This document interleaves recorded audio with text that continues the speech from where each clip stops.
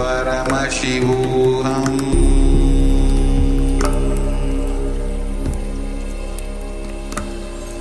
Om Nityananda Paramashivoham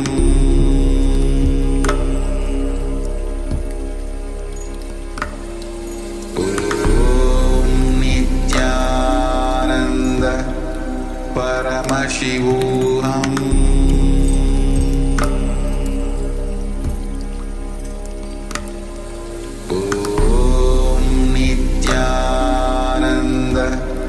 Paramashivoham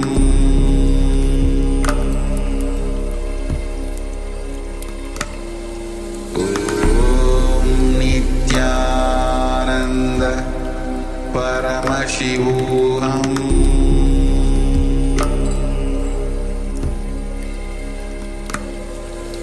Om Nityananda Paramashivoham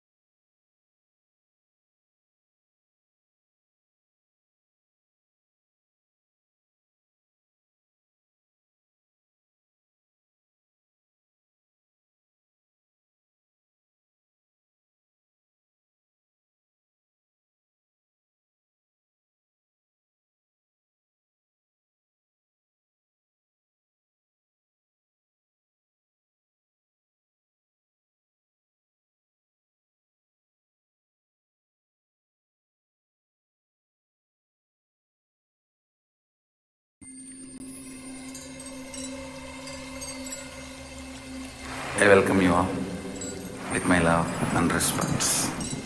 Let you all open all your three eyes. Om Nityananda Paramashivoham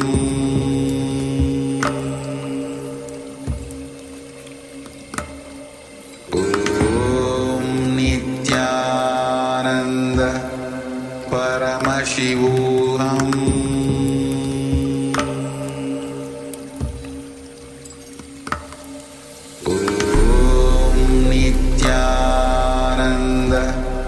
Paramashivoham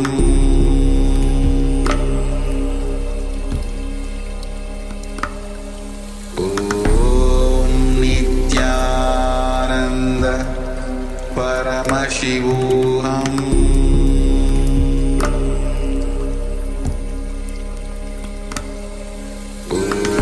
Om Nityananda Paramashivoham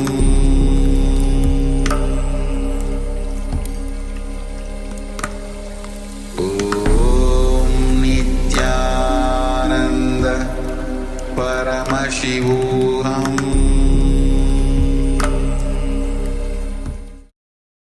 Yes, Nityanandam.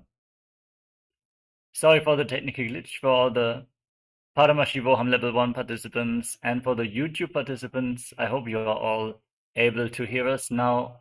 Please give a wave of hands if you are able to hear us now.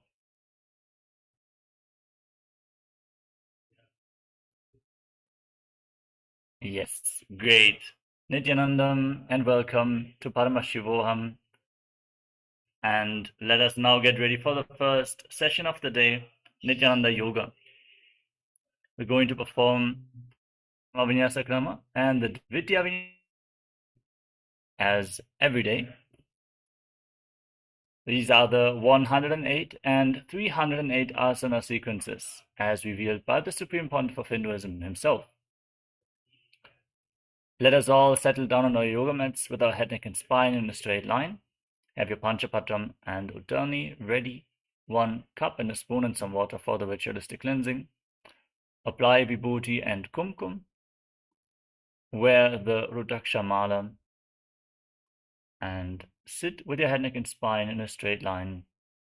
Your hands in Namaskara Mudra in front of your heart center.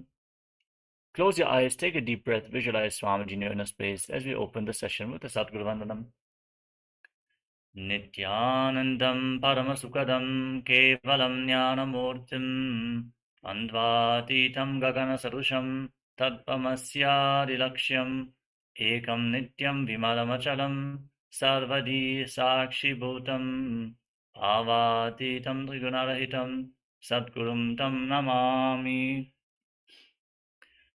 Next, we are going to chant the Shiva Mula mantra, Om Ham Hum Shivaya Namaha, 11 times. Please follow along internally. Om Ham Hum Shivaya Namaha. Om Ham Hum Shivaya Namaha. Om Ham Hum Shivaya Namaha. Om Ham Hum Shivaya Namaha. Om Ham Hum Shivaya Namaha. Om Ham Hum Shivaya Namaha. Om Ham Hum Shivaya Namaha. Om Ham Hum Shivaya Namaha. Om Ham Hum Shivaya Namaha. Om Ham Hum Shivaya Namaha. Om Ham Hum Shivaya Namaha. Next, we are going to perform the Tattvachamanam, the ritualistic cleansing. Take your Panchapatam and Udani and keep your right hand in the Gokarana Mudra in the shape of a cow's ear. Take 1 Udani, 1 spoon of water and pour it into your right palm. Each time the word Swadha is chanted, sip water from the bottom of your right palm. Om Atmatattvam Shodayami Swadha. Take another Udani of water into your hand. Om Vidya Tattvam Shodayami Swadha. Take another Udani of water into your hand. Om Shiva Tattvam Shodayami Swadha. Now wash your right hand with the water from the Panchapatam and then wipe your lips twice with the bottom of your right thumb. Om Ham Hridayaya Namaha. Then wash your hand again. With the index, middle and ring fingers joined together, touch above the upper lip and below the lower lip. Then wash your hand again. With your index finger and thumb joined together, touch your right nostril and your left nostril. With your ring finger and thumb, touch your right eye, your left eye, your right ear, and your left ear. Then wash your hand again. Now with the little finger and thumb, touch your navel, your right chest, and your left chest. And with all the fingertips joined together, touch the crown of your head, the right shoulder, the left shoulder, and your heart center. Then wash your hand again. Now clasp your right hand over the left, place both hands on the right. Close your eyes and make a conscious declaration what you're going to manifest as part of today's ritual of Nityananda Yoga. Make a sankalpa.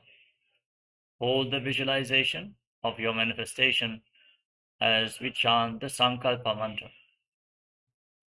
Om Mamopata Samasta Duritakshayatwara Bhagavat Shri Nityananda Paramashiva Prityatam Shri Nityanandeshwari Paramashiva Shakti Sameta Shri Nityanandeshwara Paramashiva Prityatam Cha Adya Purvokta Evam Guna Visheshena Vishishtayam Asyam Shupaditau Purna Arokya Yukta Dragata Yogida Sharira Sityatam Paramashiva Shakti Avishkaranartam Nityananda Yoga Abhyasam Karishye.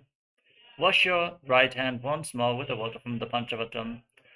Om Apa Upasprishya. And then keep your Panchapatam and Udani aside out of harm's way so we can safely enter into this ritual of Nityananda Yoga. First, let us cover the components of Nityananda Yoga. Nityananda Yoga has 12 components, starting off with asanas, physical body postures, keeping your body aligned to the cosmic geometry, strengthening the muscles, bringing flexibility aligning your body to Paramashiva as you awaken the Kundalini Shakti intensely by sitting comfortably in the asanas. Next up is pranayama, breathing techniques, aligning your breathing to Shiva by controlling inhalation, tension and exhalation of the breath, infusing intense prana into your system, capable of cleansing the nadis, the energy channels of your body. Pranayama can be seen in the top left corner of the screen, and we are also going to explain the pranayamas once they change. If you have any questions about any of the components, please do let us know in the chat so we can clarify any of the components. We want to make sure that everyone is able to perform all the components, since it is an integral part of Nityananda Yoga that you perform all the components simultaneously. Next is bandha, energy locks performed by contracting certain muscles and diaphragms within your body. The bandhas are the root lock, mula bandha, contracting the perineal floor and pulling it upwards, uddiyana bandha, the abdominal lock, contracting your muscles above and below the navel and pulling your stomach in and up towards your spine, and the jalandhara bandha, the throat lock, tucking your chin to the chest, internally contracting your throat muscles. Performing all three bandhas at the same time or performing all the three bandhas together forms Mahamudra bandha, which is a powerful technique for Kundalini awakening, especially when paired with the pranayama. As you can see in the center left area of the screen, we are projecting the bandha. Right now, Mahamudra bandha is projected, which is going to be what we are going to perform throughout the first few asanas of the sequence. Whenever you are unsure which bandha to perform, you can check the left side of Mula bandha in every single asana of the sequence. Next up is mudra, energy circles performed by keeping your hands in certain hand gestures or aligning various other body parts as well. The mudras are projected in the bottom right corner of the screen, as you can see. The first mudra is Bindu mudra, with index fingers and thumbs together. Next up is Karana, sacred dance postures, gracefully moving your limbs in synchronicity, aligned to the cosmic body movements, bringing intense awareness into every single part of your body and intensifying your breath, leading to a subtle but intense breathing flow that infuses prana, intense prana into your system. Next up is visualization. Throughout this sequence, we are going to project certain visualizations for every single asana. In the top right corner of the screen, hold the visualization, embody the qualities of that tree, that animal, that mountain. Sit as that visualization. Align your thinking to Paramashiva and manifest Mano Shakti, the power of thought, the ability to formulate a will and hold it until it manifests as your reality. The next component is japa, the internal repetition of mantras. Throughout the sequence, we are also going to project certain japas on the screen in the bottom left corner of the screen. We are also going to announce whenever the japa changes. Internally repeat the japa continuously, visualizing it rotating around your throat center, the Vishuddhi chakra in a circular manner, cleansing Vak Shakti, the power of speech, empowering you to simply speak your reality into existence by your declaration. Next up is weightlifting. Keep some weights at the side of your yoga mat and intensify the asana practice. Intensely awaken the Kundalini Shakti and strengthen your muscles. Build your body as you want. If you want to lose weight, you can implement the weights. If you want to build muscle, you can also use the weights for that. Strengthen your nervous system, since it is directly related to you being able to hold on to spiritual energy for a longer period of time. So try implementing weights into your asana practice. The next component is the pramanas, the scriptural references for all the asanas. We are so blessed to have the recordings of all the Brahmanas in the voice of the Supreme Pontiff of Hinduism himself. Listen in deeply to the Brahmanas, since they are in the Sanskrit language, which is capable of awakening certain energies within your body, awakening subtle brain grooves, enabling you to hold on to the spiritual cognitions, the powerful cognitions delivered by Swamiji, and able to grasp the depth of the deeper understandings. Next up is Avaranam, the sacred Rudraksha jewelry, where Rudraksha beads on your body, since they function like a spiritual battery, holding on to spiritual energy for a long period of time, holding you in the high energy space. So it is recommended to wear Rudraksha beads during Nityananda Yoga. Next up is Mandala, the visual representation of certain gods and goddesses. As you can see, we are projecting the Shri Yantra in the background of our acharyas. Gaze at it intensely but gently, like you would gaze at a rose. This will mirror this yantra, which is a direct reflection of Mahadeva's very inner space into your inner space. Manifest the powers of the macrocosmos into your microcosmos by simply gazing at the Shri Yantra in the background of our acharyas. We also recommend all the participants to get one of the energized Kappa Yantras from the Supreme Pontiff of Hinduism, so you can keep it at the front of your yoga mat and gaze at it at your own convenience. The next component is Aushadha, the sacred alchemy science from the Siddha tradition, applying Aushadha, the energy medicine, the herbal remedies on your skin or ingesting them into your system, infuses intense prana, capable of curing even chronic diseases. So apply Vibhuti and Kumkum, and if you have them available, you can also apply any of the Aushadhas prepared by Swamiji on your skin during the yoga practice. The final and most important component of Nityananda Yoga is the direct initiation from Swamiji. So attend the darshan in the night time and hold yoga not only as a physical practice, it is a spiritual practice that you perform out of devotion to Swamiji. So remember Swamiji as you perform the asanas and allow him to flow through you, allow him to awaken the Kundalini and perform any of the asanas simply by your devotion to Swamiji. Now sit with your head, neck and spine in a straight line. Place your hands on top of your knees in Bindu Mudra with index finger and thumb together. Visualize Lord Shiva in your inner space. Breathe in Samana Kumbhaka. Inhale deeply, hold your breath. Then exhale fully, again hold your breath. Engage Mahamudra Bandha, all the bandhas, and internally chant the first japa of the sequence. Soham in Sukhasana.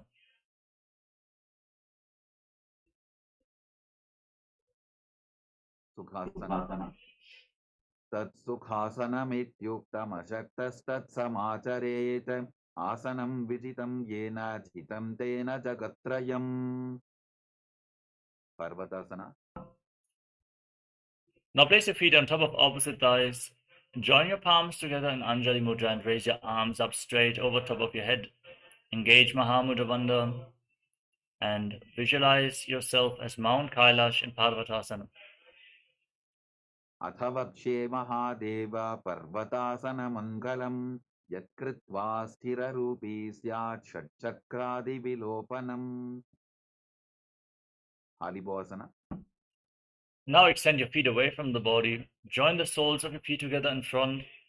Interlock your fingers behind your back in Parasha Mudra and lean forward and down. Place your forehead on the ground behind your heels.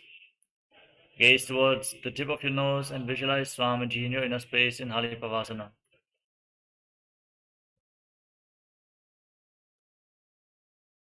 Purava Vidiyahu me jano Ubhai Pagathali Samputatano Vishtupache Dobu Karalyavo Dachina Karso Vam Gahavo. Nadi Bhavasana. Now, from the same position, extend your arms out in front. Cup your palms and place them on the ground in front of your feet. Lean forward and down and place your forehead on the ground behind your heels. Gaze to your nose, engage Mahamudra Bandha, and visualize yourself as a snake. Pura vidhi pari agane nito ho bhi kahu nipanasyo lagagi हाथ आगाने धरते लगावे पसारी दो वो हाथ की अंजुली करे. Kokilasana. Now bring your hands into Prana Mudra. Extend index and middle fingers and catch your little and ring fingers with your respective thumbs. Hold onto your big toes in Prana Mudra and extend your legs forward and up. Then cross your legs into Padmasana.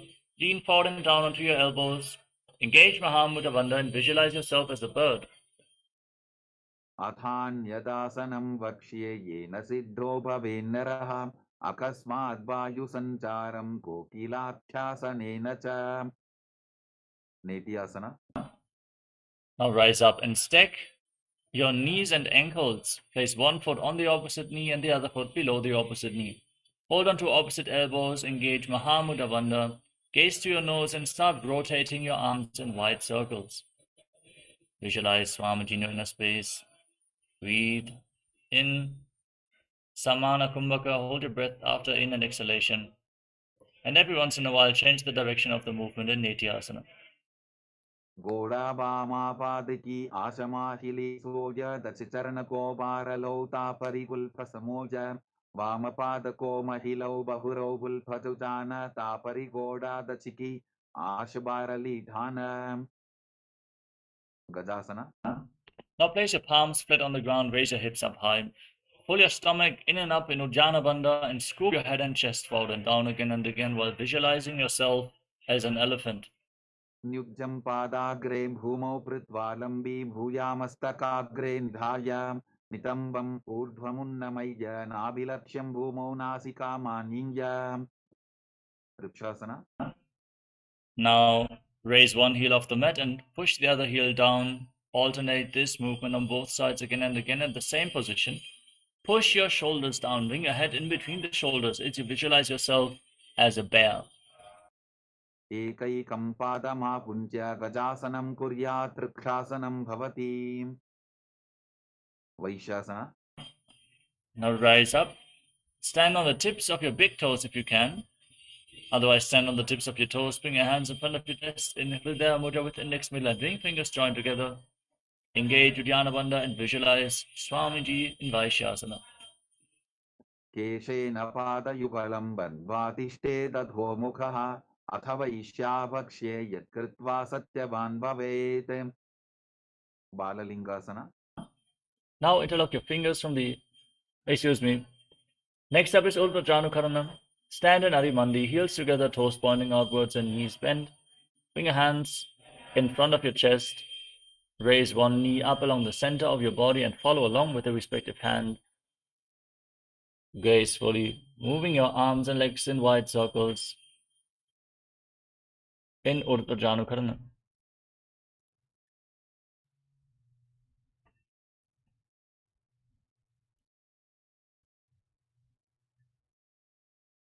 Next up is Balalingasana. Now interlock your fingers from the outside in and Sarva Shankari Mudra.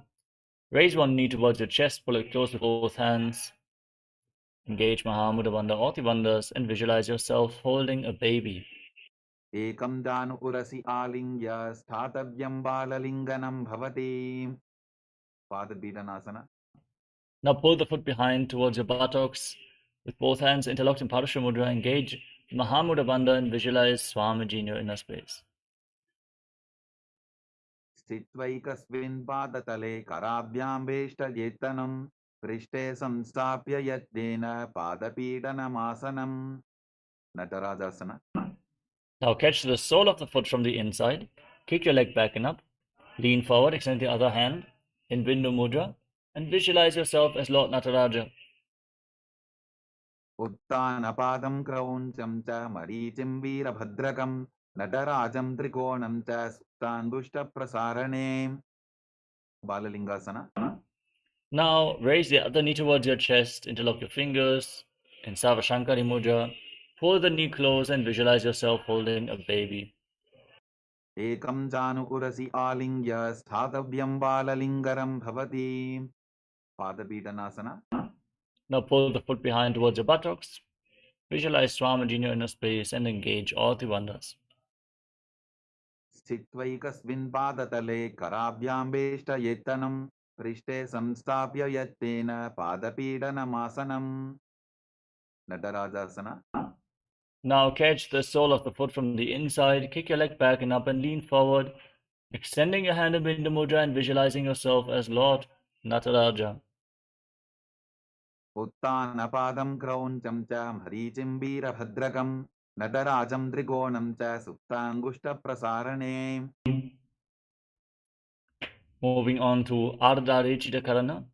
From Arimandi, heels together, toes pointing outwards and knees bent, bring your hands to the chest. Step the right foot behind the left and then swing the right arm back and forth like a pendulum. Gracefully move your fingers one by one and then place your right hand over your nose, uncross your ankle, step the left foot behind and repeat the movement on the other side.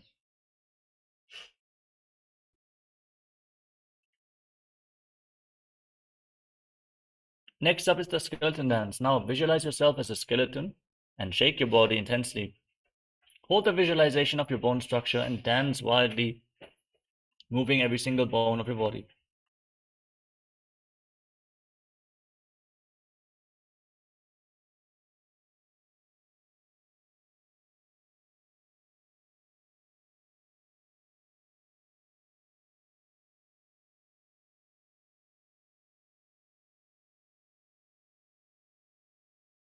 Moving on to Katijina Karana. From Arimandi, cross your arms over your head with the palms facing back. Turn your body to one side and open your arms wide over top of your head. Then return to the center, cross your arms again and open them up to both sides again and again.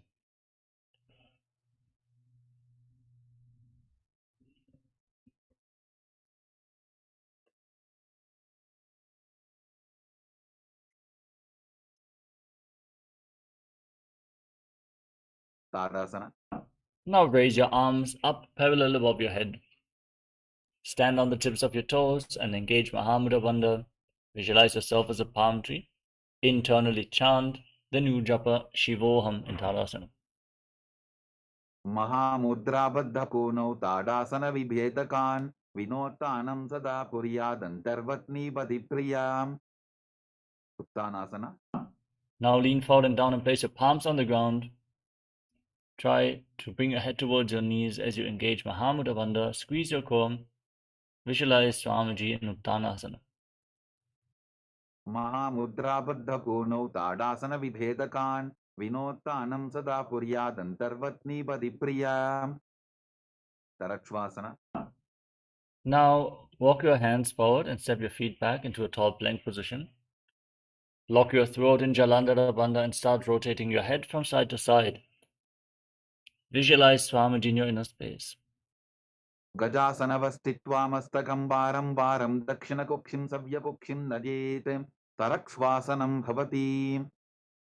Bhujangasana. Now lay down on your stomach with your hands at the side of the shoulders. Lift your head and chest. Open up your mouth in Bhujangani Mudra. Try to use your back muscles to pull yourself up as you visualize yourself as a cobra in Bhujangasana. Angushthanabhiparyantam adho bhumo vininyaset karabhyantadaran ritva urdvashirsha panivashi dehad nirbardhate nityam sarvaroga vinashanam jagarti bhudaji devi bhujangasana sadhanate. Shashasana. Now push yourself up into a plank position and alternatingly pull your knees against your chest back and forth while visualizing Swamiji and breathing calmly through your nose, leading the prana along your spine, holding the breath on and off along the various chakras of your spine in Sahaja Kumbhakam in Shashasana. Gajasana samsito janudvayamapuncha varam varam kartavyam shashasanam bhavati. Prathasana. Now step one foot forward, in between the two hands. Simultaneously jump the front foot back and bring the other foot forward again and again. Visualize yourself pulling a chariot in a Datasana. गजासन संस्थितो एवैकं पादं पूर्वमार्गेण भ्रामयित्वा कर्तव्यं तथासनं भवति. Virabhadrasana. Now keep one foot at the front, the other foot far back, and rise up. Keep your back toes facing sideways. Bend the front knee at a 90-degree angle and raise your arms up parallel above your head. Try to lower your body down. Bring the knee to a 90-degree angle and pull your stomach in and up into Dhyana Bandha as you gaze to your third eye and visualize yourself as Lord Virabhadra in Virabhadrasana. वासिष्ठमथ कौण्डिन्यम् ऊर्ध्वकुक्कुटमेव च अष्टावक्क्रमथोत्थानं मयूरं सेतुबन्धनम् उत्थानपादं क्रौञ्चं च मरीचिं वीरभद्रकं नटराजं त्रिकोणं च सुप्ताङ्गुष्ठप्रसारणे. Virabhadrasana. Now exchange the position of your feet. Step the other foot forward. Bring the front knee at a 90-degree angle once more. Raise your arms up, gaze up, rotate your hips forward, and visualize yourself as Lord Virabhadra as you engage Uddiyana Bandha in Virabhadrasana. वासिष्ठमथ कौण्डिन्यम् ऊर्ध्वकुक्कुटमेव च अष्टावक्क्रमथोत्थानं मयूरं सेतुबन्धनम् उत्थानपादं क्रौञ्चं च मरीचिं वीरभद्रकं नटराजं त्रिकोणं च सुप्ताङ्गुष्ठप्रसारणे. Vrikshasana. Now rise up. Bring one foot towards the opposite thigh. With your hands in Anjali Mudra, palms of the hands together, raise your arms up straight above your head. Pull your stomach in and up in Uddiyana Bandha and visualize yourself as the tree in Vrikshasana, the tree pose. वामोरुमूलदेशे च याम्यं पादं दिधार्यतो तिष्ठेत्तु वृक्षवद्भूमौ वृक्षासनमिदं विदुः. Gurvasana. Now bring the raised foot on the opposite hip. Your hands in Namaskara Mudra in front of your heart center. Visualize yourself as Lord Garuda in Garudasana. गरुडासनमावक्ष्ये येन ध्यानं स्थिरं भवेत् सर्वदोषाद्विनिर्मुक्तो भवतीह महाबली. एकपादमुरो बद्ध्वा एकपादेन दण्डवते जङ्घापादसन्धिदेशे जानुभ्यग्रं व्यवस्थितः. Vrikshasana. Now exchange the position of your feet. Raise the other foot towards the inner opposite thigh. Hands together over top of your head. Visualize and embody the strength, stability, and groundedness of a tree. Visualize roots growing from your feet into the ground in Vrikshasana. वामोरुमूलदेशे च याम्यं पादं निधार्यतो तिष्ठेत्तु वृक्षवद्भूमौ वृक्षासनमिदं विदुः. Varmasana. Bring the raised foot on the opposite hip. Your hands in Namaskara Mudra in front of your heart center. Visualize that you have big wings on your back as you visualize yourself as Lord Garuda. गरुडासनमावक्ष्ये येन ध्यानं स्थिरं भवेत् सर्वदोषाद्विनिर्मुक्तो भवतीह महाबली. एकपादमुरो बद्ध्वा एकपादेन दण्डवते जङ्घापादसन्धिदेशे जानुभ्यग्रं व्यवस्थितम्. Trikonasana. Now step one foot forward and the other foot far back with the back toes facing sideways. Extend your arms out parallel to the ground and lean forward and down. Place one hand at the front foot and the other arm pointing up to the sky. Rotate your shoulders, rotate your torso, push your hips forward. Intensely stretch your body as you visualize yourself as a triangle into Trikonasana. उत्थानपादं क्रौञ्चं च हरीचिं वीरभद्रकं नटराजं त्रिकोणं च सुप्ताङ्गुष्ठप्रसारणे. Trikonasana. Now rise up, exchange the position of your feet, lean down towards the other side with the opposite arm raised to the sky in Trikonasana, the triangle pose. उत्थानपादं क्रौञ्चं च हरीचिं वीरभद्रकं नटराजं त्रिकोणं च सुप्ताङ्गुष्ठप्रसारणे. Angushtasana.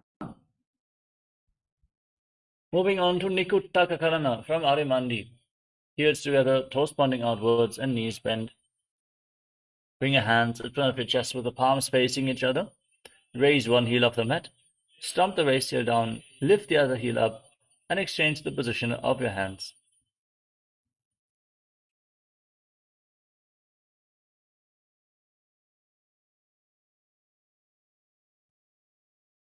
Next up is Angushtasana. Now squat down, raise your heels off the mat. Keep your knees together off the ground and join your hands in Namaskara Mudra in front of your heart center. Start buzzing like a bee in Brahmari Kumbhaka as you visualize Swamiji in your inner space. Internally chant the new japa, Sadashivoham in Angushtasana. Kabandhasanamityāhuः गोरक्षासनमेव च अंगुष्टमुष्टिकं न्येयं ब्रह्मप्रसादितं तथा. Saurasana. Now step one foot forward and keep your hands at the side of the body with the palms facing forward in Vara Mudra. Keep pausing like you be. Engage the Mula Bandha and visualize Swamiji in your inner space. प्रसार्यैकं पादतलं संस्थापित्वेकपादकं विदुननासना. Now lean forward and down. Hold on to the front foot in Prana Mudra. Catch the big toe and hold on to the back heel with the other hand. Balance. Lean forward and down and visualize Swamiji in Vidunanasana. गुल्फस्थितो पादमेकं प्रसार्य तत्पादाग्रं संस्पृशेत् तत्करेण गुल्फं चान्यं धारयेत् तत्करेण धूनं बेढं चाभ्यसेत् चोभयत्र. Saurasana. Now exchange the position of your feet. Step the front foot in, bring the other foot forward. Place your hands at the side, the palms facing forward in Vara Mudra as you visualize Swamiji in Saurasana. प्रसार्यैकं पादतलं संस्थापित्वेकपादकं विदुननासना. Now lean forward and down, catch the big toe and the back heel as you visualize Swamiji in your inner space. गुल्फस्थितो पादमेकं प्रसाद्य तत्पादाग्रं संस्पृशेत् तत्करेण गुल्फं जान्यं धारयेत् तत्करेण धूनं बेढं चाभ्यसेत् चोभयत्र. Brahmajuramkushasana. Now step both feet in towards your body. Sit on the raised heels. Keep your hands on top of the knees with the palms facing up, and then separate your knees. Lock your throat in Jalandhara Bandha and gaze through the gap between your palms as you visualize Swamiji in your inner space.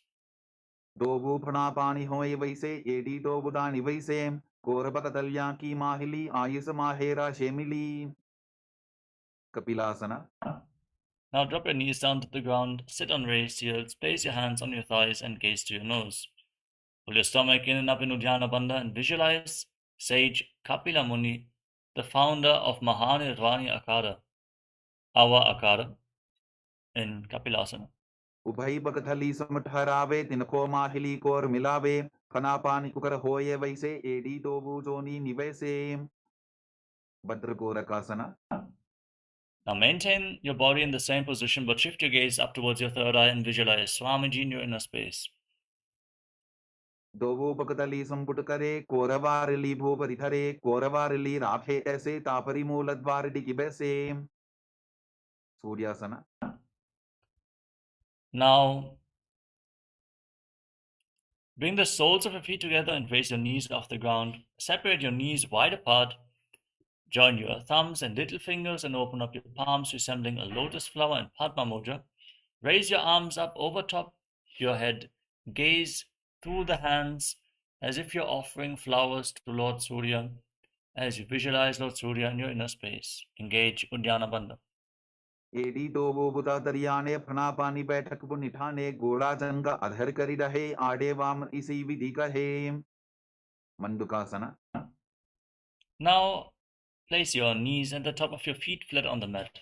Sit in between your heels with the toes touching behind your back. Hands flat on your knees. Push your tongue up flat against the pedal of your mouth in Manduki Mudra. Gaze towards your third eye and visualize yourself as a frog as you breathe calmly through your nose in Sahadra Kumbhaka in Mandukasana. पाततलो पृष्ठदेशे अंगुष्टे द्वे च संस्पृशेते जानु युग्मं पुरस्कृत्य साधयेन्मण्डुकासनम्. उत्तानमण्डुकासना. Maintain your body in the same position. Bring your hands up and behind your back. Hold on to opposite shoulders with your hands and press your elbows against your head. Fix your gaze at your third eye. Press your tongue up in Manduki Mudra. Visualize yourself as a frog in Uttana Mandukasana as you engage Uddiyana Bandha. मण्डुकासन मध्यस्थं कोटपराभ्यां धृतं शिरः एतद्भ्येकवदुत्तानम् एतदुत्तानमण्डुकम्. Simhasana. Now cross your feet. Sit on the raised heel. Place your hands flat on your knees with the fingers spread. Gaze towards the tip of the nose and visualize yourself as a lion. Roar like a lion as you exhale through your mouth. forcefully again and again. Dakshinam savyapulphena dakshinena tathetaram hastaushcha janbosam sthapya swangulischa prasarya cha. Bhadrasana. Now separate your knees wide apart, join the soles of your feet together behind your back with the toes pointing backwards. Cross your arms behind your back and hold on to opposite big toes in Prana Mudra with index and middle fingers. Gaze to your nose, lock your throat in Jalandhara Bandha and visualize Swamiji in Bhadrasana. गुल्फौ तवृषणस्याथो व्युक्रमेण समाहितः पादाङ्गुष्ठौ कराभ्यां च धृत्वा च पृष्ठदेशतः. Kakabusandhyasana. Now, place your feet flat on the ground and bring your arms in between your legs and wrap them around behind your back. Try to interlock your fingers behind your back in Parashimudra as you gaze towards the tip of your nose and visualize yourself as a crow. प्रथमे बेसको कृठाने Dogu हाथपकम वीच आने तिनको मोडी नल्या परिल्यावे पिष्टपछे काकसी करावे. Kanipavasana. Now place your palms flat on the ground. Bring your knees onto your arms towards your armpits. Lean forward, find balance, and then lift your feet off the ground. Balance on your arms and visualize Swamiji as you continuously buzz like a bee in Brahmari Kumbhaka in Kanipavasana. आसन को गुण आशीर्षिता होगी तो आची होई. Kapalyasana. We now arrive at the first inverted posture of the sequence. Set yourself up in front of a wall for support if needed, or ask a partner to assist you. Please don't perform any of the inverted postures if you suffer from any neck or spine injuries, or high blood pressure, or other cardiovascular diseases, as well as if you are currently in pregnancy. Please consult your doctor and inquire whether this is safe for you before you enter into any of the intense asanas of this sequence. Female bodies are also advised not to perform any forward bends while in pregnancy or suspecting they might be pregnant. Please take the necessary precaution. Otherwise, please push yourself to enter into the asanas which even you feel you're not able to perform. Expand and perform your actions authentically. Now, place your hands flat on the mat, bring your head on the ground, bring your knees onto your arms, lift your feet off the ground, and then lift your legs up straight into a headstand. Gaze towards the tip of your nose and visualize Swamiji in your inner space in Kapali Asana. शीश शीशा धरती टेकी पबदो भूमिलिवा ऊंचा भुकरे. Parshvamayurasana. Now lower your legs down. Come to a squatting position. Place your palms on the ground and rotate your body. Lean one knee and the respective hip onto your elbows. Lean forward. Balance on your arms as you extend your legs out to the side. Gaze to your third eye and visualize yourself as a peacock in Parshvamayurasana. Mayuram dandavat kuryan mayuram dandanamakam kuryan mayuram parshvabhyam mayura parshvanamakam. Parshvamayurasana. Now twist your body in the opposite direction. Again, place your palms on the ground, knee and hip against your elbows. Lean forward and extend your legs to the side. Lift yourself up on your arms. Gaze to your third eye and visualize yourself as a peacock. Mayuram dandavat kuryan mayuram dandanamakam kuryan mayuram parshvabhyam mayura parshvanamakam. Bahiraganathasana. Now step your feet back into a tall plank position.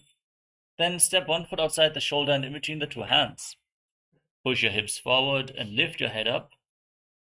Bend your back as you visualize yourself as Lord Kala Bhairava in Bhairaganathasana. Asana ko gunapiti jayi.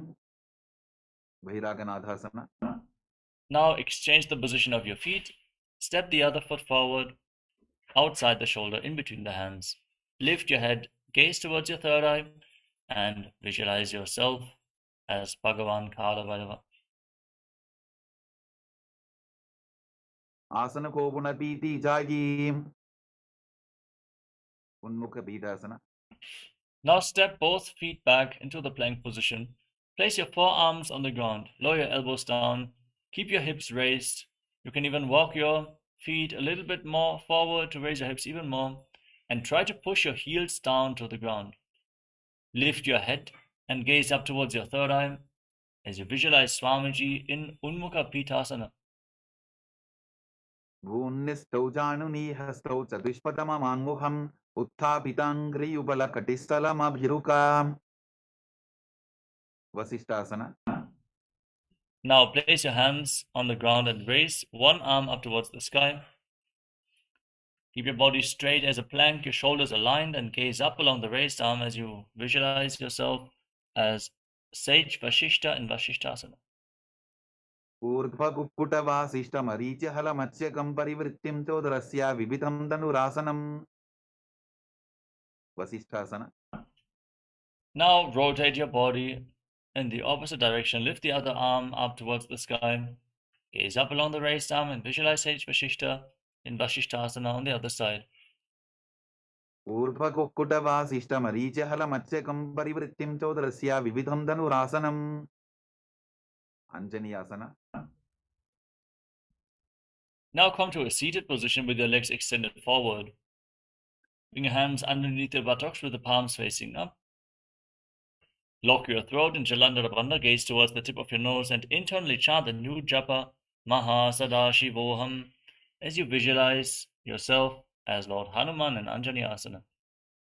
डोबो करकी उबय हथेली कोरवारली मैले बेली सो आगाने भूपरिदाशे महाने अंगुली मिलिराशे.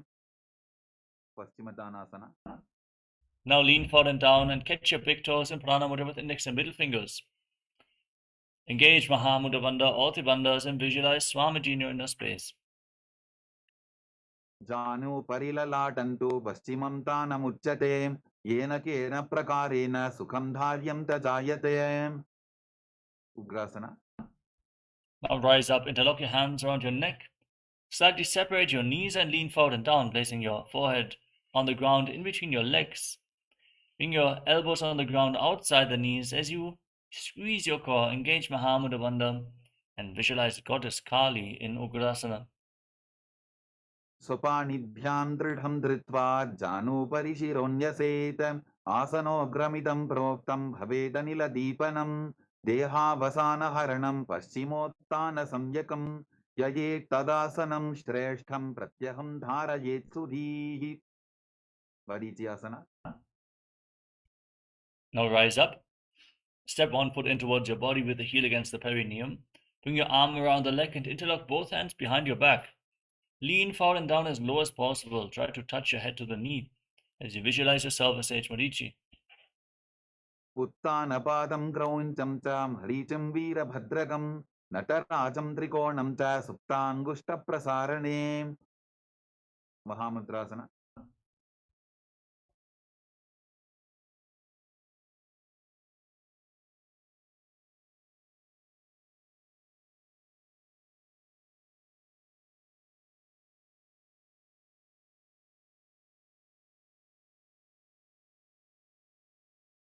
Now drop the waist into the side. Keep the heel against the perineum.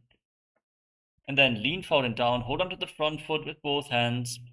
Engage Mahamudra Bandha, all the bandhas. Gaze to the nose, exhale fully and hold your breath after the exhalation in Rechaka Kumbhaka. And visualize Swamiji in Mahamudrasana. महामुद्रां प्रवक्ष्यामि तन्त्रेऽस्मिन् मम वल्लभे यां प्राप्य सिद्धा सिद्धिं च कपिलाद्याः पुरागताः. Varityasana. Now exchange the position of your legs. Step the other foot in towards your body with the knee raised. Wrap your arm around the raised knee and interlock both hands behind your back. Lean forward and down as low as possible and visualize yourself as Sage Marichi. उत्तानपादं क्रौञ्चं च हरीचिं वीरभद्रकं नटराजं त्रिकोणं च सुप्ताङ्गुष्ठप्रसारणे. Mahamudrasana. Drop the waist into the side. Keep the heel against the perineum and lean forward and down. Hold onto the front foot with both hands. Engage Mahamudra Bandha. Gaze to the nose and visualize Swamiji in your inner space. महामुद्रां प्रवक्ष्यामि तन्त्रेऽस्मिन् मम वल्लभे यां प्राप्य सिद्धा सिद्धिं च कपिलाद्याः पुरागताः. Bhadrasana. Rise up and join the soles of your feet together. Interlock your fingers around your toes and pull your heels against your perineum. Gaze to your third eye as you visualize Swamiji in your inner space. गुल्फौ तवृषणस्यादः सीवन्त्याः पार्श्वयोः क्षिपेत् पादपार्श्वे तु पाणिभ्यां दृढं बद्ध्वा सुनिश्चरम्. Valipavasana. Now extend your feet away from the body with the toes together and the heels apart. Place your hands on the respective knees and lock your throat. Gaze to the tip of the nose and visualize Swamiji in Valipavasana. पूरवचर पिടിचोक कख्यो सोयी वाही बिटिचोकी जे सोयी यामे AD भिन्न जराशे अंगुल 8 अंतरो राशे. Donyasana. Now bring your feet in towards your body. Hold on to the soles of the feet with all fingers and lean forward and down. Place your forehead on the ground, gaze to your nose, and visualize Yoni Mandala, the visual representation of Devi Paramashiva Shakti in Donyasana. दोगो पगदली संपुट करे AD मेड़ के ढिंग दरे अर्धहात को अंतर राशे लीलाट पकथलियां उपरदाशे. बिडकी पवसना. Now rise up, extend your legs away from the body. Keep your heels touching and separate your toes. Extend your arms out to the side and lean forward and down. Place your forehead on the ground behind your heels. Fix your gaze at the tip of the nose and visualize Swamiji in Midaki Pavasana. पूरव विधि परिपगथली संपुट शोल एडी मिली राशे. सिद्ध समाधि आसना.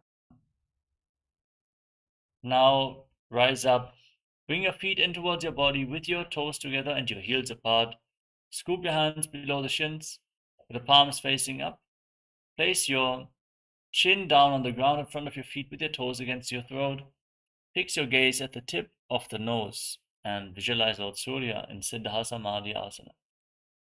दोगो पगदली संपुट करे सोले मेढ़ आगा मेधरे अंगुल 8 अंतरो राशे एडी को ऐसे विदिताशे. की पवसना. Rise up and hold onto your feet. Bring your heels against your perineum and open up your feet like a book with your elbows down on your thighs.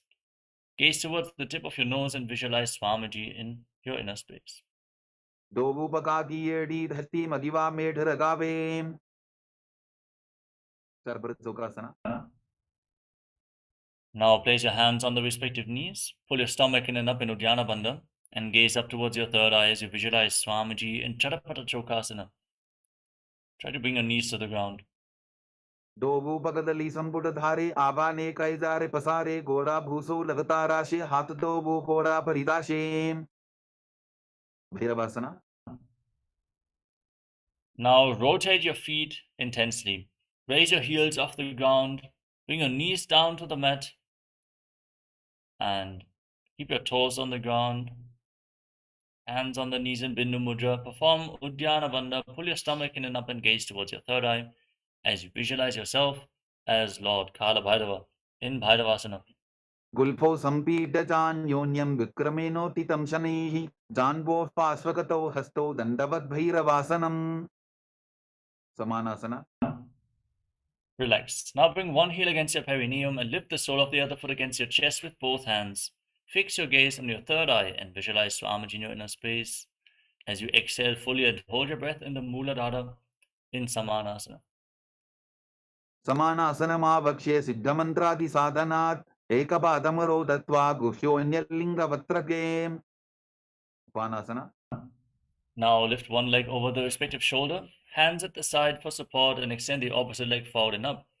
Fix your gaze at your third eye and visualize Swamiji in Apanasana as you continue to breathe in Rechaka Kumbhaka.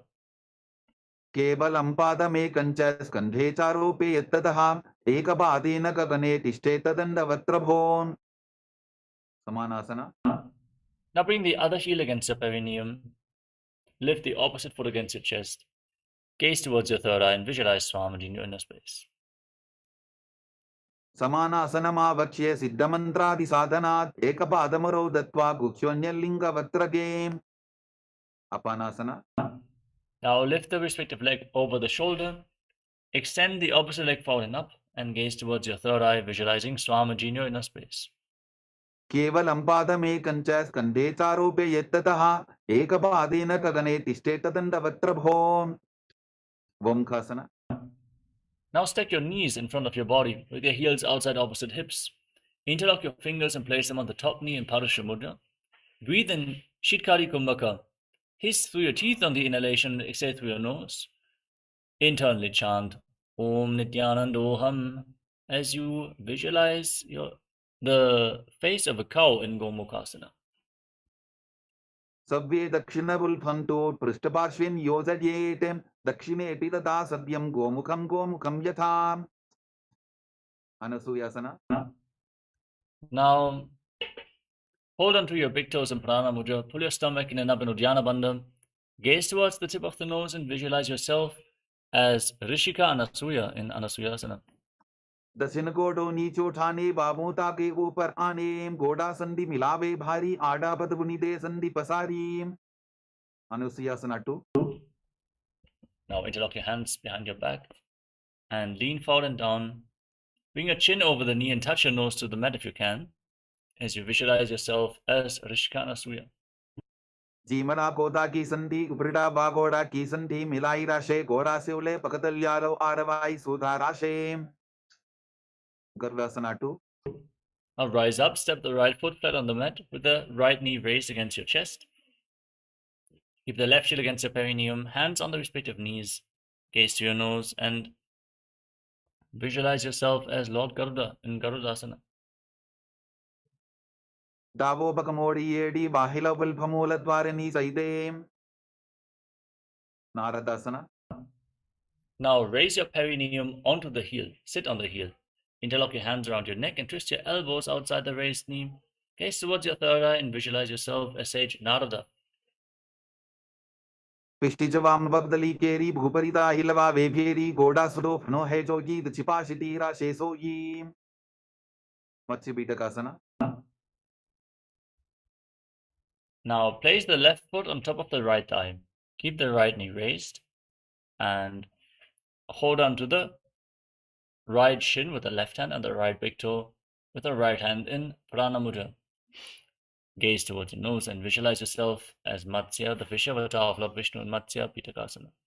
Vamena Vamangushtanto Grihitam Matsyavitakam Yori Vamena Sambhidya Mehdrathupari Dakshinam.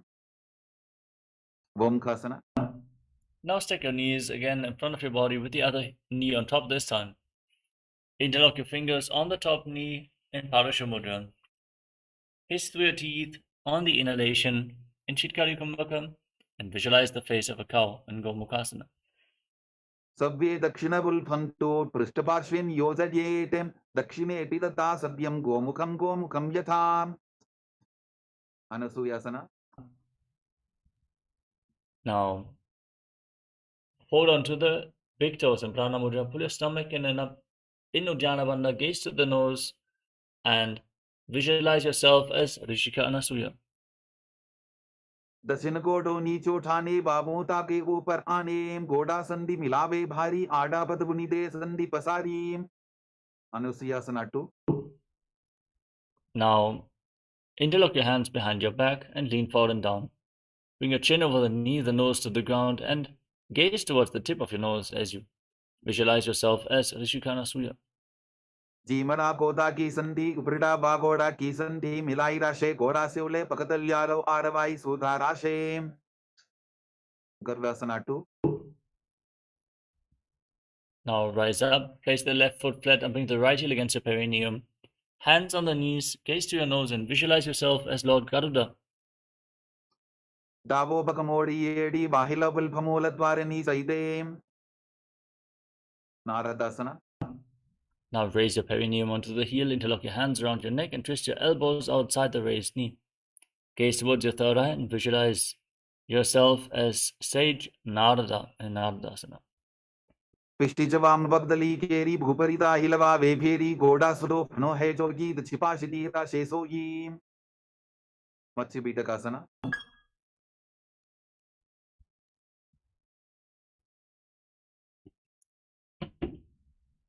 Now, place the right foot on the left thigh and hold onto the left shin with the right hand and the left big toe with the left hand in Prana Mudra.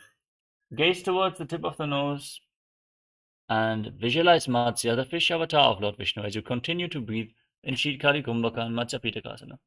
Women वामाङ्गुष्टन्तो गृहीतं मज्जपीठकं योरि वामेन संबीड्य मेढ्रातुपरि दक्षिणम् Matsyendrasana. Now extend your legs out in front. Then place the left foot on the right thigh, raise the right knee. Twist your left elbow outside the raised knee with the left hand by the neck, the right hand on the ground behind you. Gaze towards your third eye and visualize Sage Matsyendrasana, the master of Hatha Yoga, in Matsyendrasana. उदिरं पश्चिमाभासं कृत्वा तिष्ठति यत्ततः नम्राङ्गं वामपादं हि तत्क्षचानुपरिन्यसेत् Ubhasana. Extend your hand from the neck to the front foot, hold on to the big toe in Prana Mudra, and place the other hand on your ear. Gaze back and up towards your third eye and visualize yourself as a camel in Ustrasana. Asana ko guna jholo jaye. Matsyendrasana 2. Now drop your hand from the ear to the ground behind you, gaze towards your third eye and visualize Sage Matsyendrasana, the master of Hatha Yoga, in Matsyendrasana 2. वत्सेन्द्रपीठं जठर प्रदीप्तिं प्रचण्डरपन्दलखण्डनास्त्रम् अभ्यासतत्कुण्डलिनी प्रबोधं दण्डस्थिरत्वं हि ददाति पुंसाम् Matsyendrasana. Now extend your legs out in front. Then place the right foot on the left thigh and raise the left knee. If you want to intensify this asana, you can step the left foot over the right knee as well into Machandasana. Then raise the knee and twist your spine. Place the right hand to the neck, the left hand on the ground behind you, and gaze towards your third eye. Visualize Sage Matsyendrasana, the master of Hatha Yoga and Matsyendrasana. उदिरं पश्चिमाभासं कृत्वा तिष्ठति यत्ततः नम्राङ्गं वामपादं हि तत्क्षचानुपरिन्यसेत् Ubhasana. Now extend your front hand down towards the foot, hold on to the big toe in Prana Mudra. Place the other hand on your ear, gaze up and visualize yourself as a camel. Asana ko guna jholo jaye. Matsyendrasana 2. Now place your hand on the ground behind you, twist your spine, gaze to your third eye, and visualize Sage Matsyendrasana. वत्सेन्द्रपीठं जठर प्रदीप्तिं प्रचण्डरपन्दलखण्डनास्त्रम् अभ्यासतत्कुण्डलिनी प्रबोधं दण्डस्थिरत्वं हि ददाति पुंसाम् Padmasana. Now keep your feet on top of opposite thighs. In Padmasana, place your hands flat on your knees and engage Mahamudra Bandha or Tribandhas. Fix your gaze at the tip of your nose and visualize yourself as Lord Shiva. As you breathe in Sheetali Kumbhaka, roll your tongue up, stick it out of the mouth, and inhale through the tongue like a tube. As you internally chant the new japa, Om Nityananda Mahasada-shivoham, in Padmasana. Asanam dvidham proktam padmam vajrasanam tatha urdhvorupaiche dhatte ubhe padatale yatha. Padmasana 2. Now cross your arms in front of your body and hold onto the respective big toes in Prana Mudra. Gaze to your nose and visualize yourself as Goddess Parvati, the consort of Lord Shiva, in Padmasana 2. उत्तानौ चरणौ कृत्वा ऊरु संस्थौ प्रयत्ततः ऊरु मध्ये तथोत्तानो पानी कृत्वा तु तादृशो Kukutasana. Now bring your hands through your legs, place your palms on the ground, and lift your entire body off the mat. Pull your knees towards your chest, breathe deeply in Sahadra Kumbhaka as you visualize yourself as a rooster. Padmasanam susamsthapya nanvororantare karo niveshya bhuma vasishted yomastha kukutasana. Baddhakeki asana. Now from Padmasana, rise up onto your knees, place your palms on the ground in front of you. Bend your elbows against your navel, lean forward, find balance, and then lift your entire body off the mat with your legs in Padmasana. Visualize Swamiji in Baddhakeki asana. धरामवष्टभ्यकरत्वेन तत्कूर्परिस्थापितानाभि पार्श्वः Uchasano dandavadutti darkhe mayurame tatra vadanti bitham mayuram padmakam kuryat baddhake kiti kathyate. Mayurasana. Now, from the same position, extend your legs back. Keep your elbows at the navel. Lean forward, find balance, and visualize yourself as a beautiful peacock as you lift your legs off the ground. Athavakshe mahadeva mayurasana muttamam bhumo nibatya hastaudvau kurparopari dehakam. Makarasana. Now lay down on your stomach and place your forehead on the ground. Interlock your hands around your neck and rotate your feet with the heels touching the ground, the toes pointing to the side. Visualize yourself as a crocodile in Makarasana. Adhyasashede hridayam nidhaya bhumo jabadau te prasadyamano sirascha dhritva karadanda yugme dehagnikaram makarasanam tat. Salabhasana. Now place your hands on the ground at the side of your shoulders and lift your legs off the ground, including your knees. Straighten your legs and hold them up off the ground as you visualize yourself as a locust in Shalabhasana. Adhyasashede karajukma vaksho bhumimavashtabhya karayosthalabhyam padau te shunye cha vitasti chodhvam vadanti bitham shalabham munindraha. Pushprasana. Now bend your knees, hold onto your feet and pull them outside your hip. Try to touch your heels to the ground and visualize yourself as a camel in Ushtrasana. Adhyasashede padayukma vyastam vrishtedi dayapi dhritam karabhyam akunchayet samyak udara sevadhamushpranta bitham yogino vadante. Dhanurasana. Now kick your legs back and up, lift your head and chest and gaze towards your third eye. Visualize that you are Pinaka, Lord Shiva's bow in Dhanurasana, the bow posture. Prasadya padau bhuidandharupau karocha prishte dhritapadaykmam kritta dhanustulya vivartitangam nigadya yogi dhanurasanam tat. Bharvasana. Now come to a kneeling position. Sit in between your heels with the toes touching behind your back. Hands on the knees, gaze to your third eye and visualize Swamiji in your inner space as you internally chant Om Nityananda Paramashivoham in Bhagasana. उल्टा मोड़ी बाबतो वैसे बहुरोच विधि करे एक ऐसे पावन महिला बुल्पज होबु कुला पाशितीला वेसोबु. गोहियासना.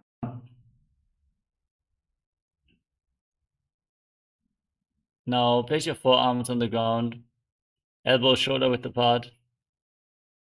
Place your head on the mat, support it with your hands, raise your hips, and lift your legs off the ground. Put your knees against your chest, and gaze towards your third eye as you visualize Swamiji in Bhagasana. Try to touch your knees to your chin. दोबो हाथ की कहुनी जोगी पनिह कलाई जाने दोयी. Shirasasana. Now, from the same position, extend your legs up straight into a headstand. Gaze to your nose and visualize Swamiji in your inner space in Shirshasana.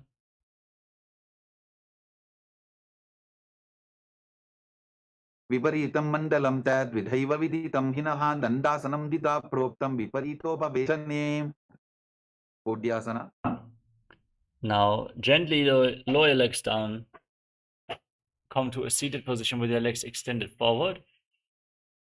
Hold on to your calves and extend your legs up straight, with your legs as vertical as possible as you visualize Swamiji in Podyasana. Rapidly exhale in Bhastika Kumbhaka throughout the next few asanas. दोबो हाथ पक बाहर आने गोरा तरे काकसी ठाने अंगुष्ठ पिंडली लगता धरे चरण उभे आकाश दिसी करे. परिभाषना. Now bring your hands behind your neck and hold on to opposite shoulders. Gaze to your third eye and visualize yourself as a mace. उत्तानशयनं कृत्वा पादौ मिलित्वा प्रसाद्यानितं भूमौ स्पृष्ट्वा हस्ताभ्यां कन्दरां बद्ध्वा. नौकासना. Now extend your arms out in front parallel to the ground. Gaze to your third eye and visualize yourself as a boat. उत्तानशयनं कोट्पराभ्यां भूमिं वष्ट्रद्य हस्तोनितम्बं निधाय. रुद्रासना. Now, scoop your hands below the shins and pull the soles of your feet against your chest. Gaze to the tip of the nose and keep rapidly exhaling as you visualize yourself as Lord Rudra in Rudrasana. पगरली संपुट करी हाथ स्योबक उचाई पका का अंगूठा डोबो लेबो परली का नीतालवे उन्मुख बीतासना. Relax, breathe calmly, and lay down on your back. Place your feet flat on the mat and keep your knees raised. As you place your hands on the ground just behind the heels and push your hips off the ground, lock your throat, hold your breath intensely, and visualize Swamiji in your inner space in Unmukha Pitasana. ऊर्ध्वे च जानुनी कृत्वा छवित्वोर्ध्वमुखं तथा उत्थाप्य हस्तौ तिष्ठेतु पीठ उन्मुखनामके. Shavasana. Now lay down flat on your back. Keep your hands at the side of your body, palms facing up. Pause fully. Contract the perineal floor and pull the awakened Kundalini Shakti upwards along your spine from the Muladhara all the way to the Sahasrara chakra. Now visualize that your body is dead and Swamiji is liberating you as you internally chant the Mahavakya.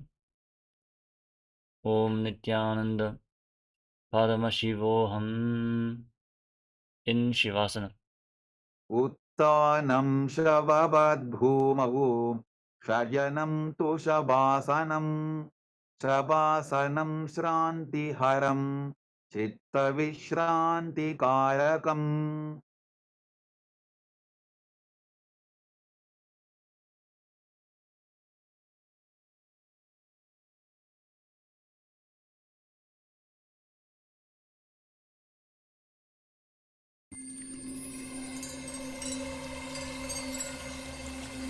I welcome you all with my love and respect. Let you all open all your three eyes. Om Nityananda Paramashivoham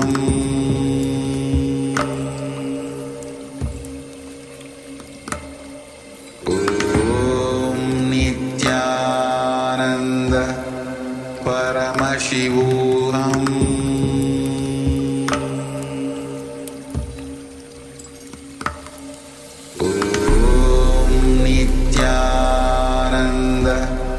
Paramashivoham Om Nityananda Paramashivoham Om Nityananda Paramashivoham Paramashivoham Om Nityananda Paramashivoham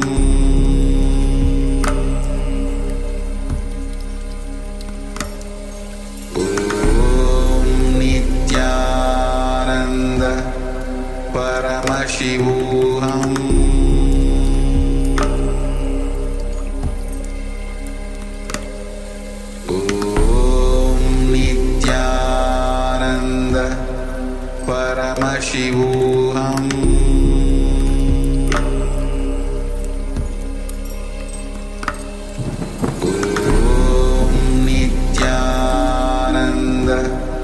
Paramashivoham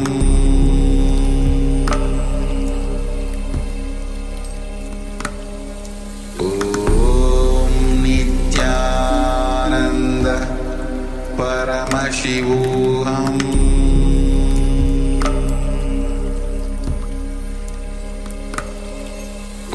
Om Nityananda Paramashivoham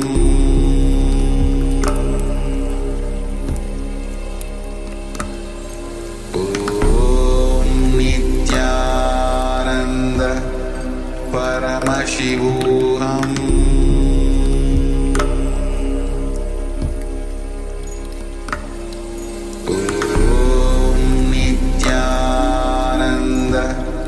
Paramashivoham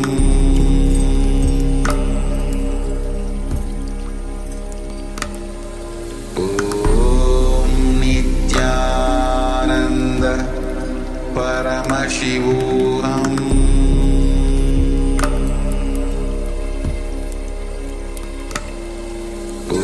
Om Nityananda Paramashivoham Paramashivoham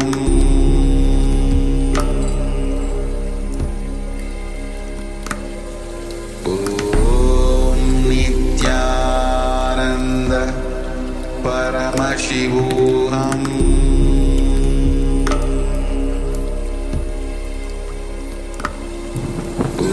Om Nityananda Paramashivoham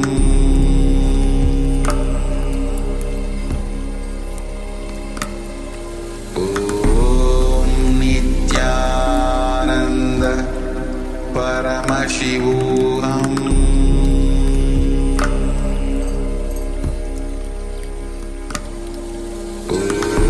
Om Nityananda Paramashivoham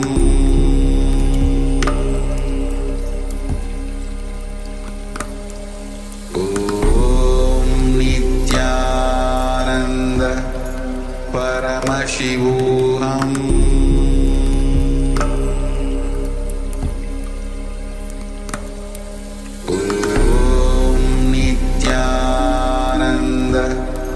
Paramashivoham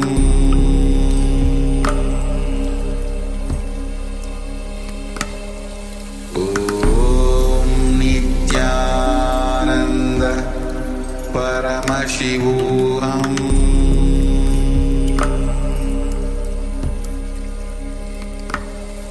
Om Nityananda Paramashivoham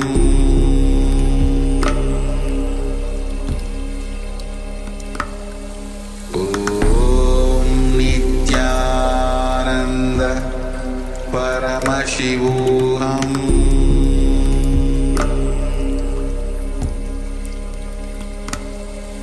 Om Nityananda Paramashivoham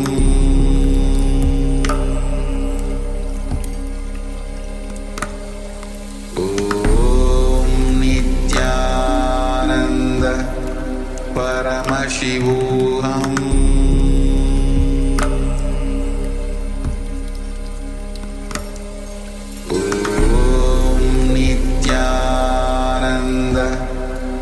Paramashivoham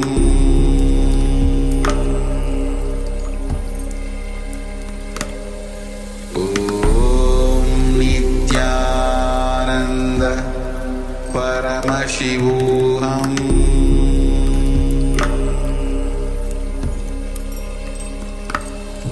Om Nityananda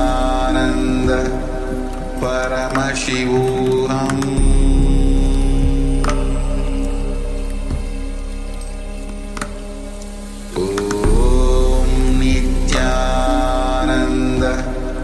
Paramashivoham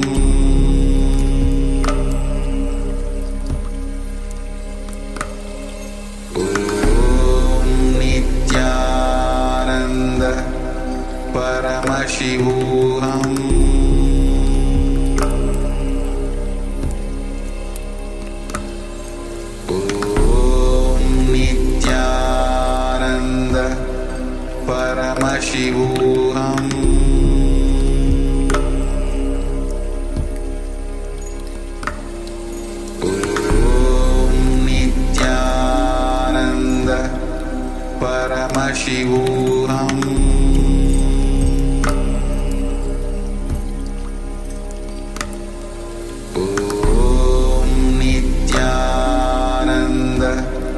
Paramashivoham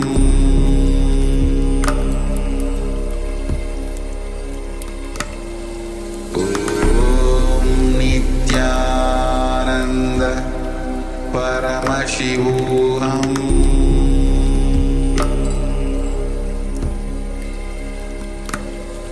Om Nityananda Paramashivoham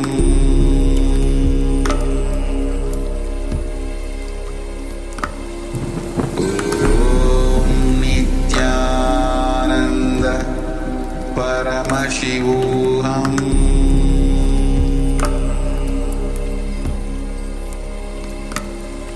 Om Nityananda Paramashivoham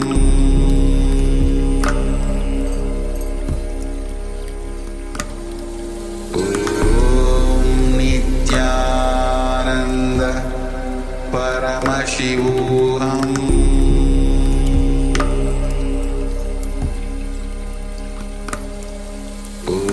Om Nityananda Paramashivoham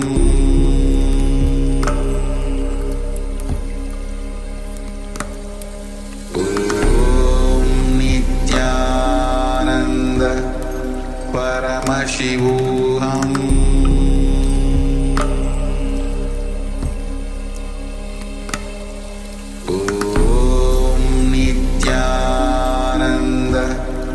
Paramashivoham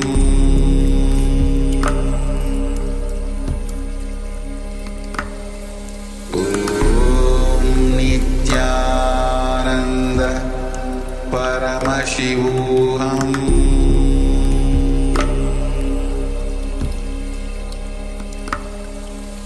Om Nityananda Paramashivoham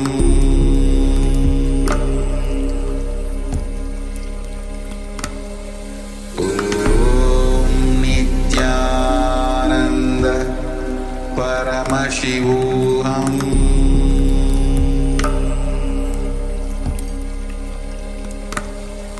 Om Nityananda Paramashivoham Om Nityananda Paramashivoham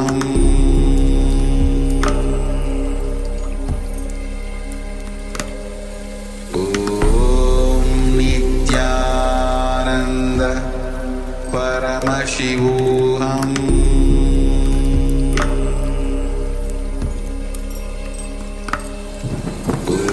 Om Nityananda Paramashivoham Om Nityananda Paramashivoham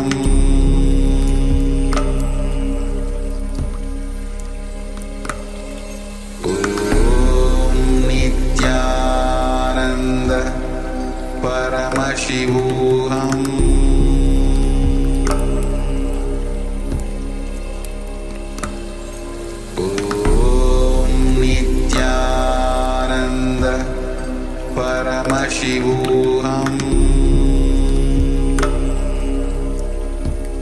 Om Nityananda Paramashivoham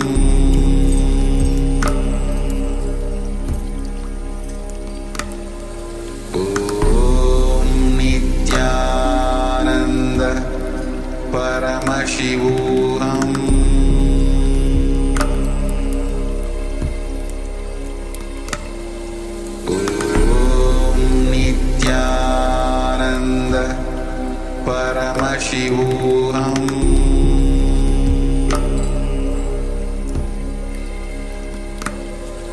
Om Nityananda Paramashivoham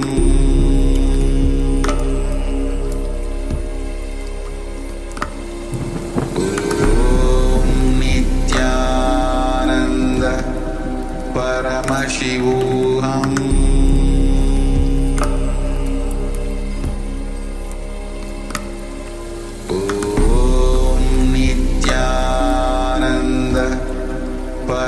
Paramashivoham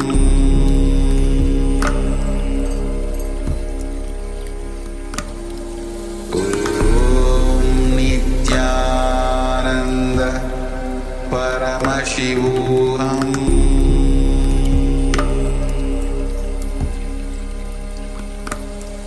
Om Nityananda Paramashivoham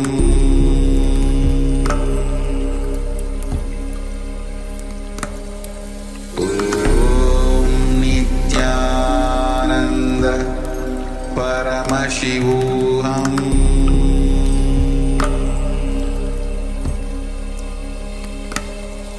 Om Nityananda Paramashivoham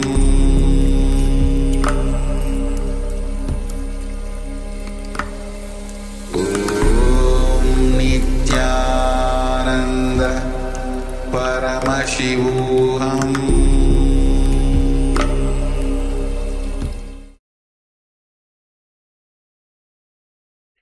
Now, slowly return to your physical body.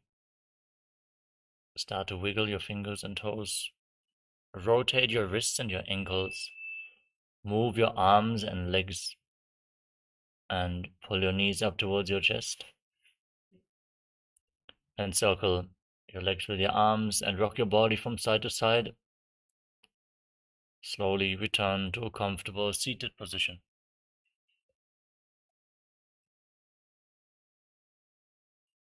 Congratulations, you completed the Pratama Vinyasa Krama, the first 108 asanas of this sequence. We want to thank all the Paramashivoham Level 1 participants for joining us today. The next set of acharyas is now going to take over for the first round of today's power manifestation, which is blindfold reading. Have your blindfolds ready and stay tuned.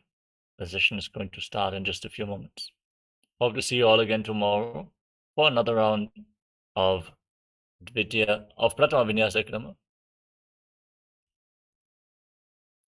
And all the Paramashivoham Level 2 participants, let us now enter into the next asana of this Dvitiya Vinyasa Krama. Sit in a comfortable posture that brings ease to your physical and mental space. Place your hands on top of your knees in Bindu Mudra, with index fingers and thumbs together.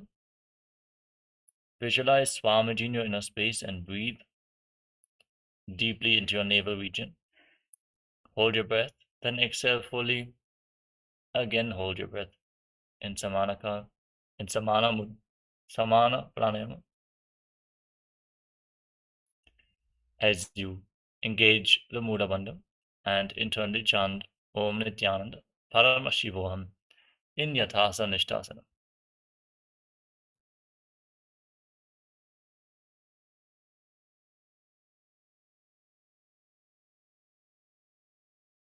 Yathasana Paryankam tat samadhyatam yatasam yathastitihi. Samasana. Now, sit in a cross-legged position with your hands on the knees in Bindu Mudra. Inhale and exhale as slowly as possible and as deeply as possible as you visualize Swamiji in your inner space.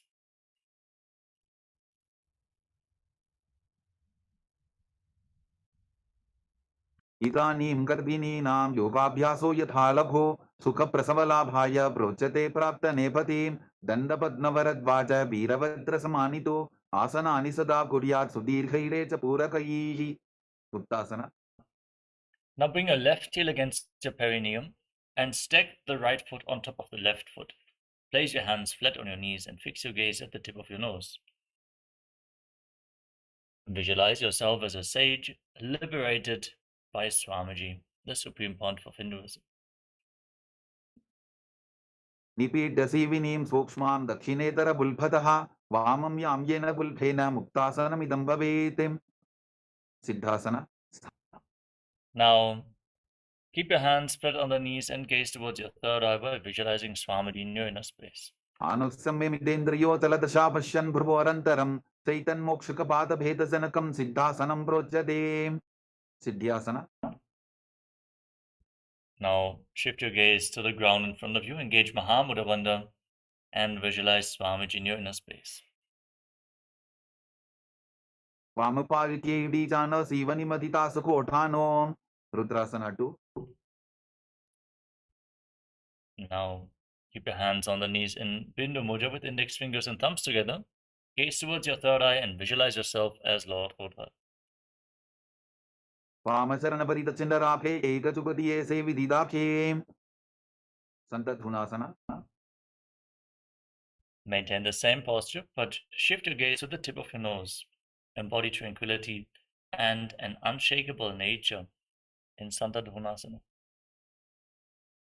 Asana ki Gunaman Kitana Chalata Amita.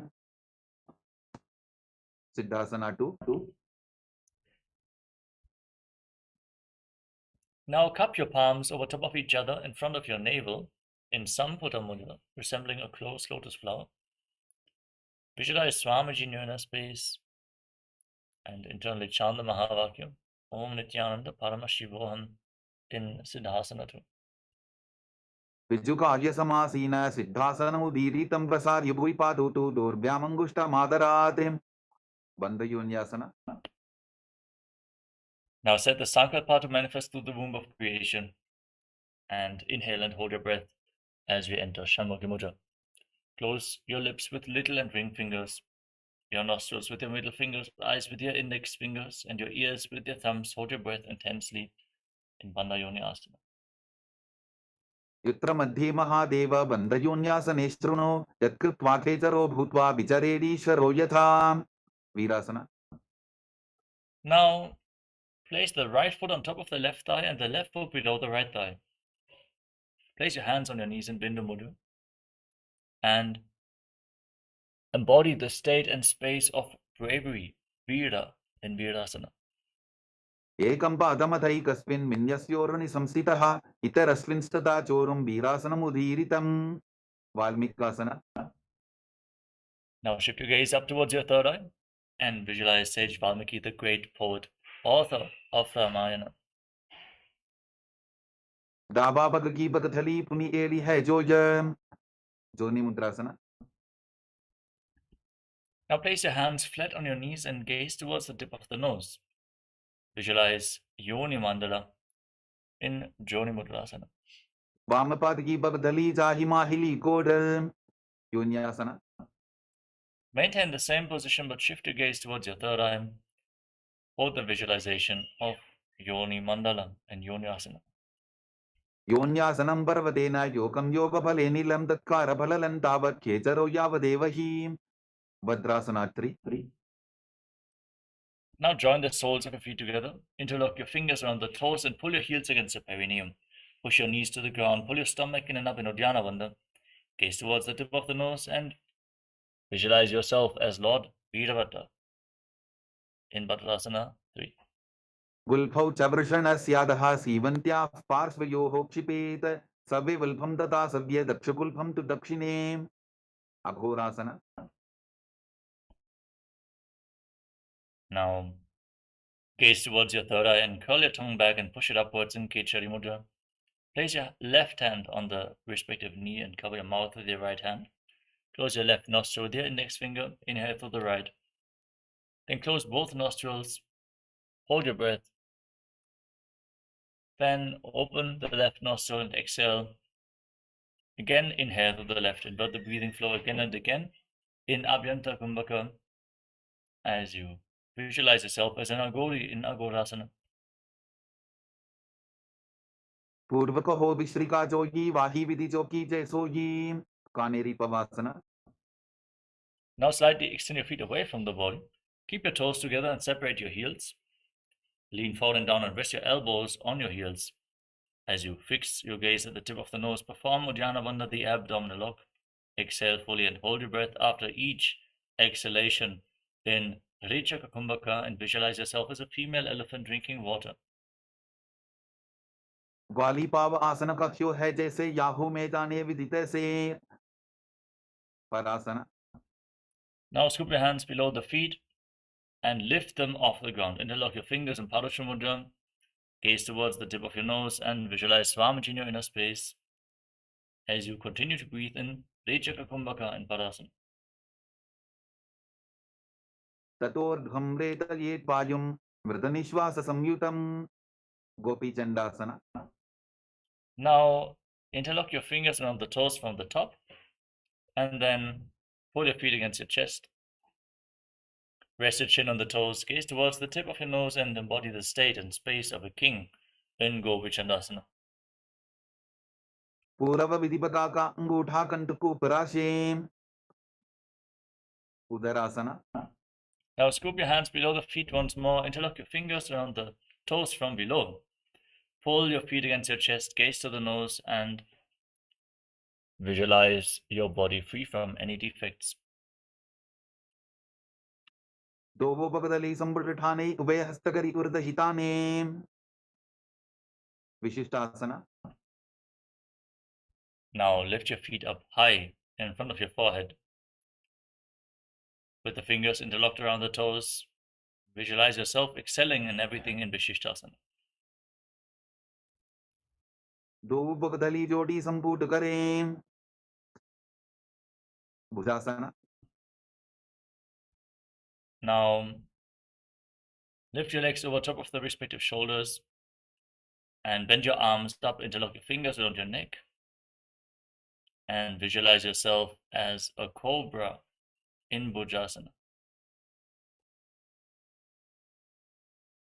Shirasanam Tavidyayam Kapshasanam Adhaparam Grivasanam Tavaramam Bhujasanam Ihochate Kalyanasana.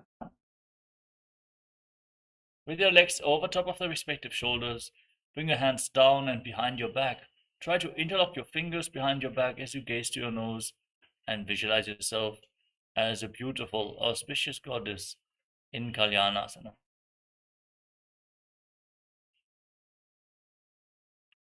Do Hatapakam Michane Tinako Bodani Chetane Sankatasana. Now place the top of the left foot flat on the mat and sit on the left heel. Stack your right knee over the left and place your hands on opposite knees. Gaze forward in Vaishnavi Mudra without focusing on any external happenings. Just focus on your inner space.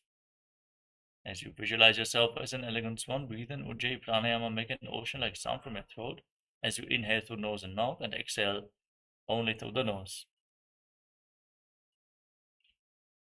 Vamapadam Chitter Mulam Sanyasadar Nitale Patadandena Jam Yena Bestayet Vamapadatam Dhenukasana. Now slide the left foot outside the hip, sit in between your heels. Place your hands on the top knee, engage Uddiyana Bandha, pull your stomach in and up and visualize the face of a cow in Dhenukasana. Anashadi Nagara Banjaram Rishilinda Vilyamnim Pachandrasana. Now slide the right foot on the left thigh and bring the left foot on the right thigh. Bring your left arm behind your back and twist your spine intensely.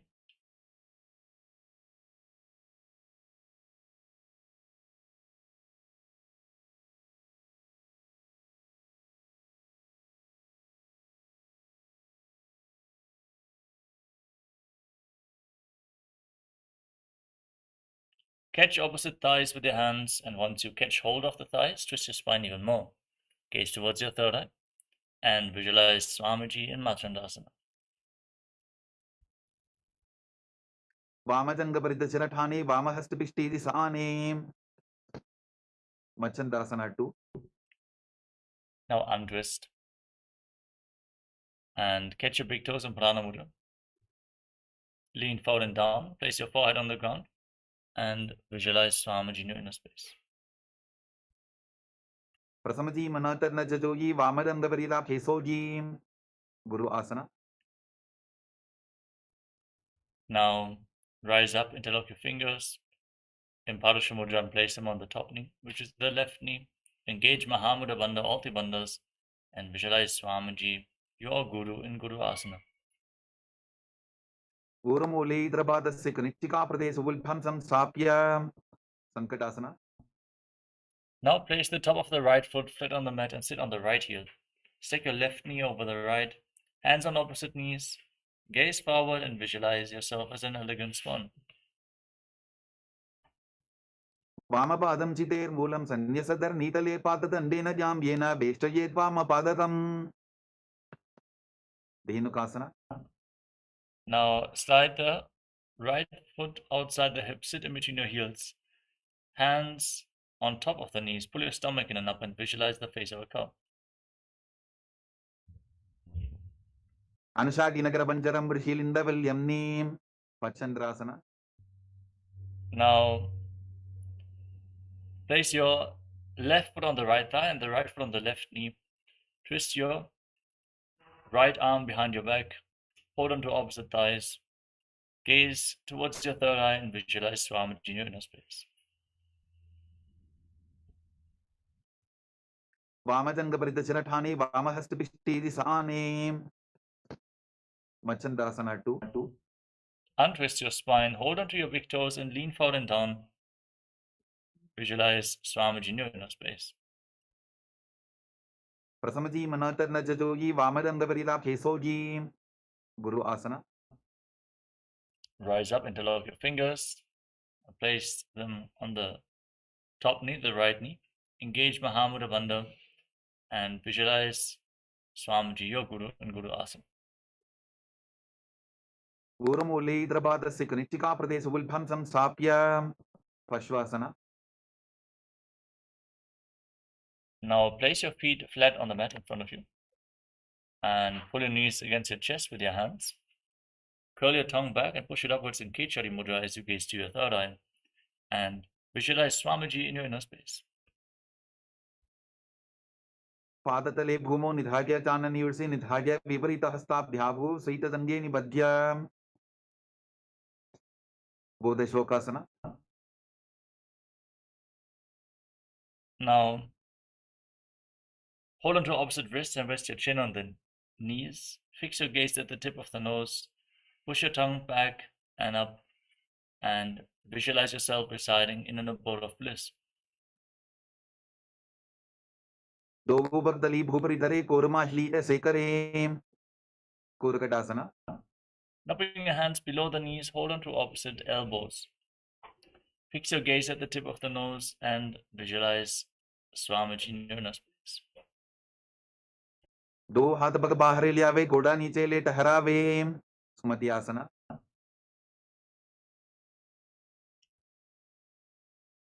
Now cross your right ankle over the left. Keep holding on to opposite elbows. Gaze to your nose and visualize Maharishi Sumati in Sumati Asana. Muladvari Dharti Paritane Dava Bhagaparita Chavidane. Dandasana. Now extend your legs out in front. Interlock your fingers and raise them up above your head with the wrists pointing outwards. Engage Mahamudra Bandha. Gaze to the nose and visualize Swamiji in Dandasana. Idanim Garbini Nam Yovabhyaso Yathalago Sukha Prasavala Bhagya Pruchate Prakta Nepathim.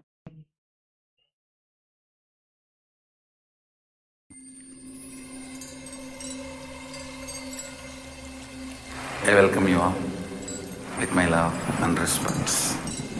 Let you all open all your three eyes. Om Nityananda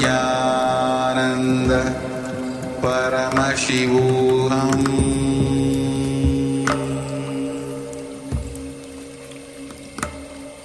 Om Nityananda Paramashivoham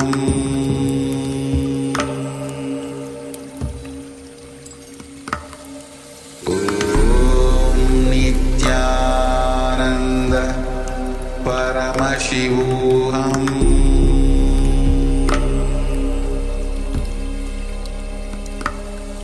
Om Nityananda Paramashivoham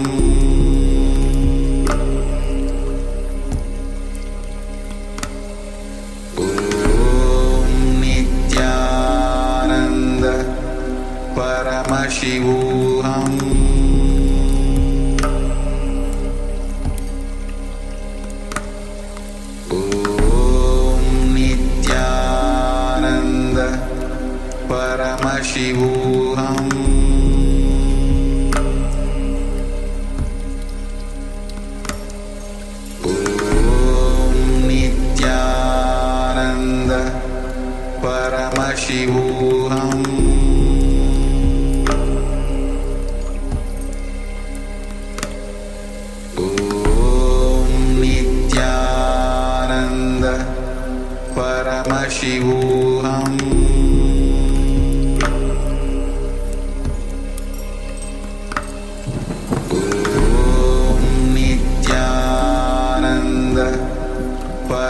Paramashivoham. Yes, Nityanandam. So for the interruption, let us now move on to the next asana of the sequence, which is Arambhasana. As you sit with your legs extended forward, lean forward and down, catch your big toes in prana mudra with index and middle fingers, and bring your head towards your knees as you inhale through one nostril and exhale through the other alternatingly. In Nadi Shodhan, visualize Swamiji in your inner space. आरंभासना दोपोपक मिलिवा पसारी पकाका अंगूठा पकड़ी लीला टकोड़ा लगावे विदोकासना. Now, separate your feet and scoop your hands below the shins, their palms facing up, holding on to the respective soles of the feet. Place your forehead on the ground and gaze towards your third eye as you visualize Swamiji in your inner space. प्रथम बेसी दो पाव पसारी कचपोर तको कुरडो डारे दालन धरी पवासना. Now bring your heels together and scoop your hands below the shins with the palms facing up. Rest your face on the heels as you gaze to the tip of the nose and visualize Swamiji in your inner space. दो एड़ी मैली के दीजे हाथ पसारी वो तो विचिमतानासना. Now rise up, extend, bring one leg up behind your neck and extend the other leg forward. Lean forward and down and hold onto the front with both hands as you visualize Swamiji in your inner space. Breathe in Pratyahara Pranayama. Focus on the prana moving upwards from the soles of the feet to the crown of your head. पश्चिमतानवत् संस्थितिं कृत्वा एकं पादं ग्रीवायां धृत्वा तिष्ठेत्. अनंतासना. Now lean back with the leg behind your neck. Extend the other leg forward. Hold onto the foot behind your head as you visualize Swamiji. Visualize that you are infinite, endless, eternal, Ananta in Anantasana. Fix your gaze at the tip of your nose. उत्तानशयनी एकैकम्पायी ग्रीवायां विन्यस्य इतरहस्तेन पावाग्रं गृहीत्वा. अंकुशासना. Now roll onto the side of the hand which is holding onto the foot behind your head. Gaze towards the tip of the nose and feel in complete control. उत्तानशयित एकैकं पादं ग्रीवायां कुर्वन् इतरहस्तं कर्णमूले स्थापयेत्. दृशासना. Now lay on your back, pull your knees up towards your chest, and encircle your legs with your arms. Rock your body from side to side as you visualize Swamiji in your inner space.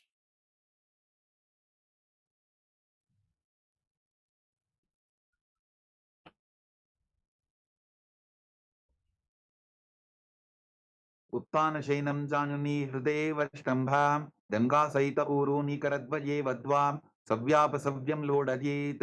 दृशासनं भवति. ऊर्ध्वविचिमतानासना. Now rise up and lift the other leg up behind your neck. Lean forward and down and visualize Swamiji in your inner space. पश्चिमतानवत् संस्थितिं कृत्वा एकं पादं ग्रीवायां धृत्वा तिष्ठेत्. अनन्तासना. With the leg behind your neck, lean back, hold onto the foot with the opposite hand, and gaze towards the tip of the nose as you visualize Swamiji in your inner space. Visualize your without beginning nor end.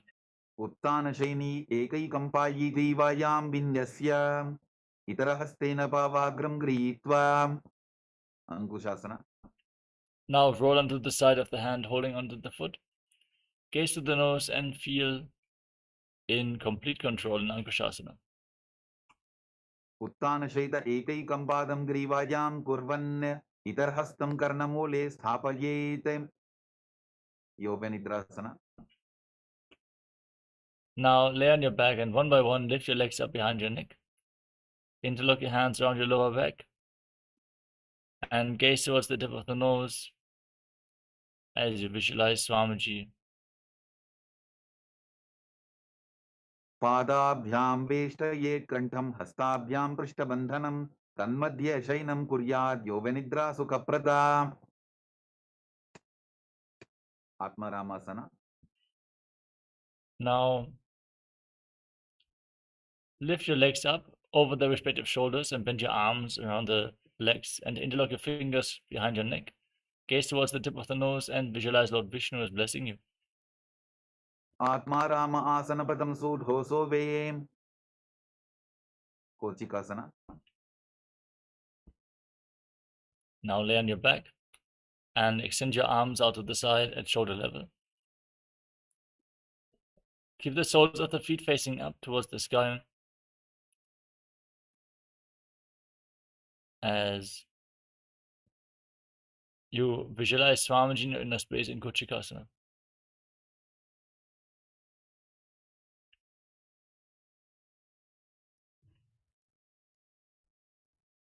दो हाथ सीधा सा करें, तिनसो ube Sapa करें.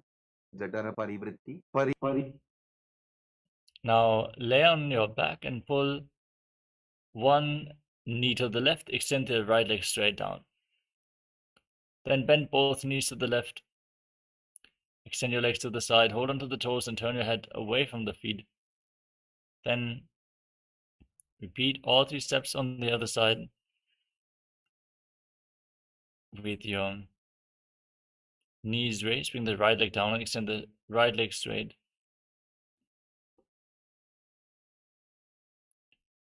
Then bend both knees to the side. Then extend your legs out to the side, hold on to the toes, and visualize Swamiji in your inner space in Urdhva Pashmatanas, in Jatara Parivritti. वृत्ति कुक्षि भागे त्रिदाहि परिकीर्तितः बद्धपूर्णं सुप्तपूर्णं ऊर्ध्वपूर्णं अथापि च. द्वन्द्व पीठासना. Now extend your legs out.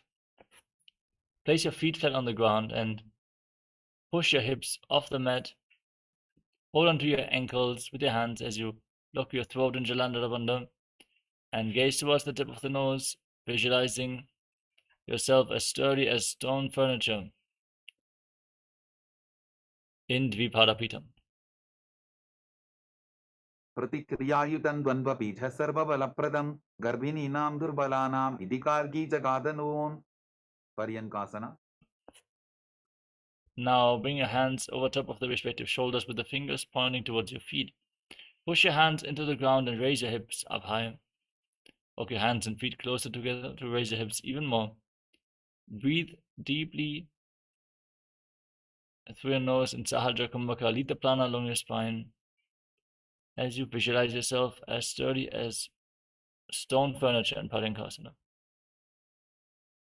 उत्तानशयनमस्ततलाभ्यां भूमिम् अष्टभ्यां पादतलाभ्यां भूमिं धृत्वा. Shottanasana. Now lay down on your back and pull your knees up against your chest.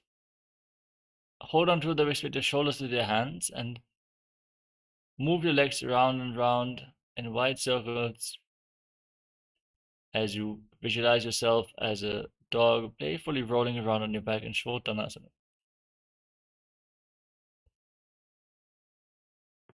शववत् शरीरं संस्थाप्य जानुनी सम्मील्य नाभुवानी च हस्ताभ्यां तन्दरां बद्ध्वा भ्रामयेत् श्वोत्तनं भवति. विपरीतकरणी.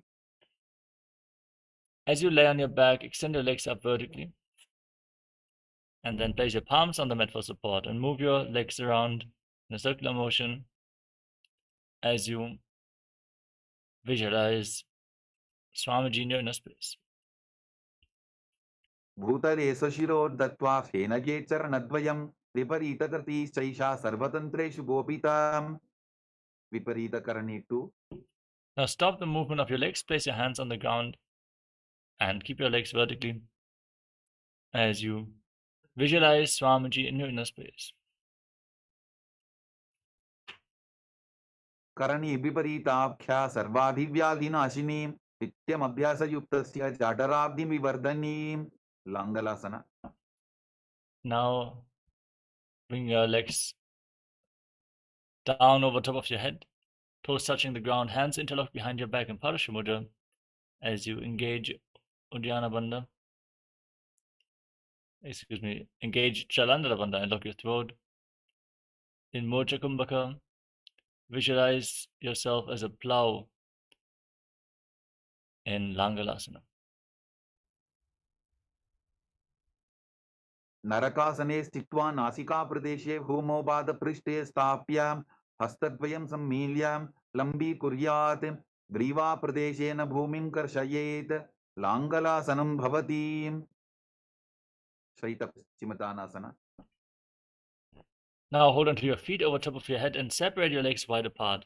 Keep your hips above the shoulder level for balance. And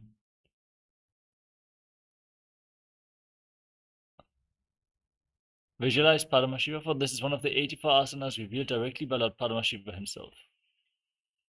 तानं शयित्वात् कुर्वीत शैतपश्चिमतानकं सुप्तकोणासना.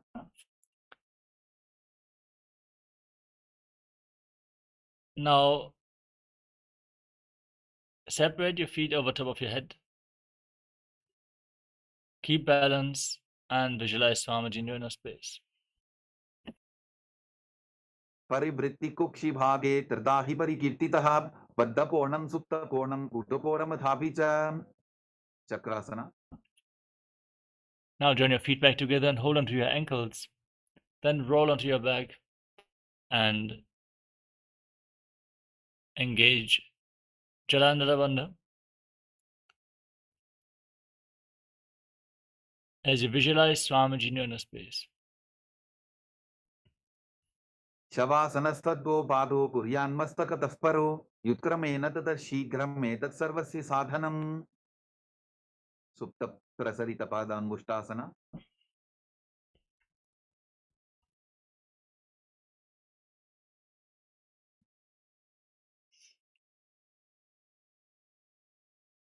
Now hold on to your big toes.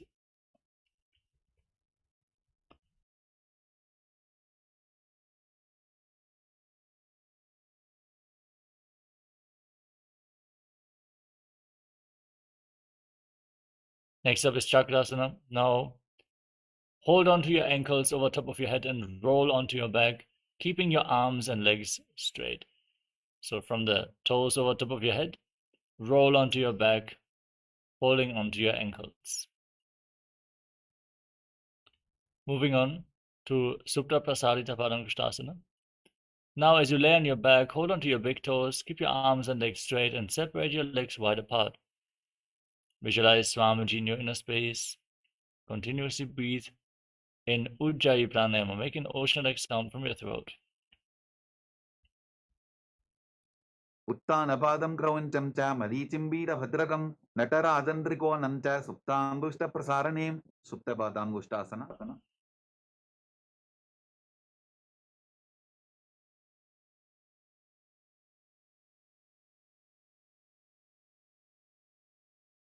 Now join your feet back together, hold onto your big toes in Pranamudra, and visualize Swamiji in your inner space.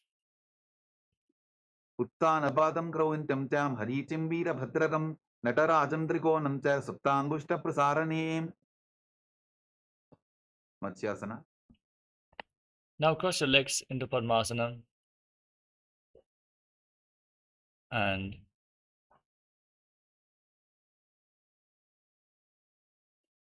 hold on to opposite elbows over top of your head.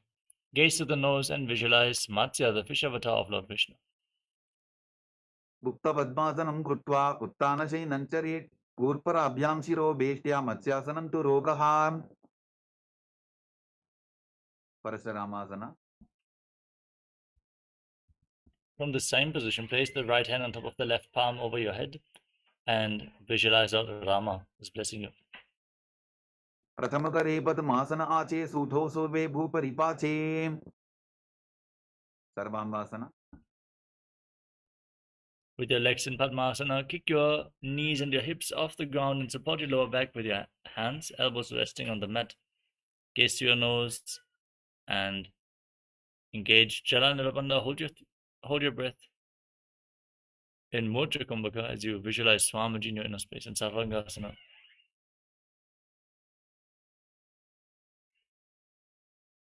अथवा क्षेत्र संक्षेपात् सर्वांगासनम् उत्तमं यत् कृत्वा योगनिपुणः विद्याविस्पण्डितो यथा वृश्चिकासना. Now lay on your back and place one foot on top of the opposite thigh. Pull your knees up towards your chest. Extend your arms over top of your head. Hook your fingers forward and lock your throat. Gaze to your third eye and visualize yourself as a scorpion in Vrishchikasana, the scorpion pose. प्रथमशयन सूतौ शीशिकेशिकी सन्धि सुदाखे वृश्चिकासना. Now exchange the position of your feet. Repeat Vrishchikasana on the other side. प्रथमशयन सूतौ शीशिकेशिकी सन्धि सुदाखे वृषभादक्षेपासना. Now lay on your back and interlock your fingers around your neck. Alternate pulling your knees in towards your chest, back and forth. Keep your legs off the ground and visualize Swamiji in your inner space. उत्तानशयनं कृत्वा अङ्गुलिभिक्कन्दराम्बद्वा पूर्वपरौ मिलित्वा नितम्बेन भूमिं स्पृष्ट्वा मारोत्तनासना. As you lay on your back, place your palms on the ground at the side of your hips and alternate pulling one knee in towards your chest, back and forth while visualizing Swamiji in your inner space. Touch your knees against your ears in Maruttanasana. श्वोत्तानवत् संसिद्धि कृत्वा जानद्वयं पर्यायेन कर्मयोः संस्पृशेत् वृकासना. Now place your feet flat on the ground with the knees raised. Then stand up and lay back down again and again while visualizing yourself as a wolf. उत्तानशयनं कृत्वा पादतलाभ्यां भूमिं दत्त्वा उत्तिष्ठेत् वृकासनं भवति लूठासना. Now from a squatting position, roll backwards again and again while visualizing Swamiji in your inner space. उत्तानशयनं पादौ शिर उल्लङ्घ्य भूमौ स्थापयित्वा निब्जं भूयादिनिब्जं शयनं सरठासना. Now lay down on your stomach. Keep your hands on the ground at the side of the shoulders and make a whistling sound like a flute on the inhalation through your mouth by contracting the lips. Visualize yourself as a chariot carrying Kshatriyas in a battle for Dharma in Sarathasana. निब्जं शयनं कृत्वा नाभिं भूमौ निधाय स्तम्भद्धस्ताभ्यां भूमिं वष्टभ्य ओष्ठौ निमील्य वेणुवत्सं कृत्य तिष्ठेत् सरठासनं भवति देहल्युल्लङ्घनासना. Now push your body up into a plank position and jump your feet forward in between the hands, back and forth.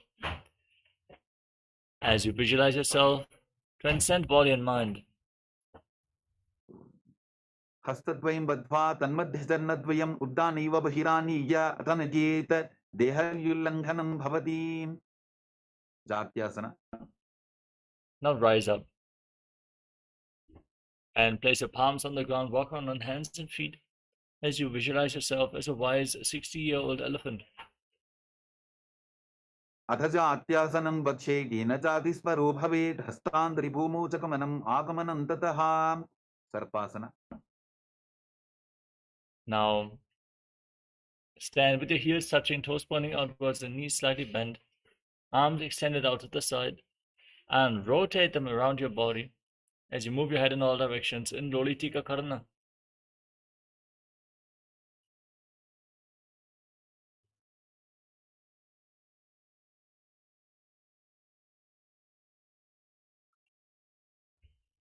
Next up is Sarpasana. Tie your feet with a rope if you have one available. Then stand erect on the mat like a rod. Keep your arms close to your body, elbows at the waist, and visualize your Kundalini Devi is rising and curling upwards around your body like a serpent. अथ सर्पासनं वक्षे वायुपानाय केवलं शरीरं दण्डवत्तिष्ठेत् रज्जुबन्धस्तु पादयोः वायवी कुण्डली देवी कुण्डलाकारमङ्गुले उष्ट्रसाधनासना. Now lean forward and down and hold onto your toes from the front. With your hands and fists, walk around on the mat, visualizing yourself as a camel. उष्टिकनिष्ठिका प्रदेशेन भूमो निधार्य उपरिपादतले संस्थाप्य पुष्ट्रवत् पुष्ट्रसाधनं भवति. Ashvasana. Now from the same position, hold your toes from the side with your hands and fists and walk around on the mat like a horse. मुष्टिकनिष्ठिका प्रदेशेन भूमौ निधाय उपरि पादतले संस्थाप्य अश्ववत् शरीरं चलनीयम् अश्वासनं भवति. कपोतनिटकासना. Now stand with your heels touching, toes separated, and interlock your hands behind your back, pulling them down towards the calf as you visualize yourself as a soaring bird diving. पादतले भूमौ निधाय पृष्ठभागेन हस्तौ जङ्घापर्यन्तं नीत्वा कपोतनिटकं भवति.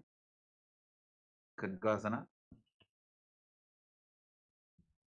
Next up is the Talapushpa Paramkarana. Stand in Arimani with your hands in Namaskara Mudra in front of your heart center.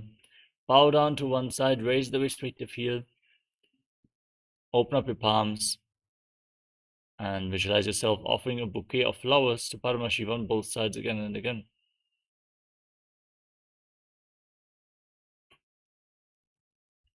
Next up is Khadgasana. As you visualize yourself as a rhinoceros and gaze towards the tip of the nose.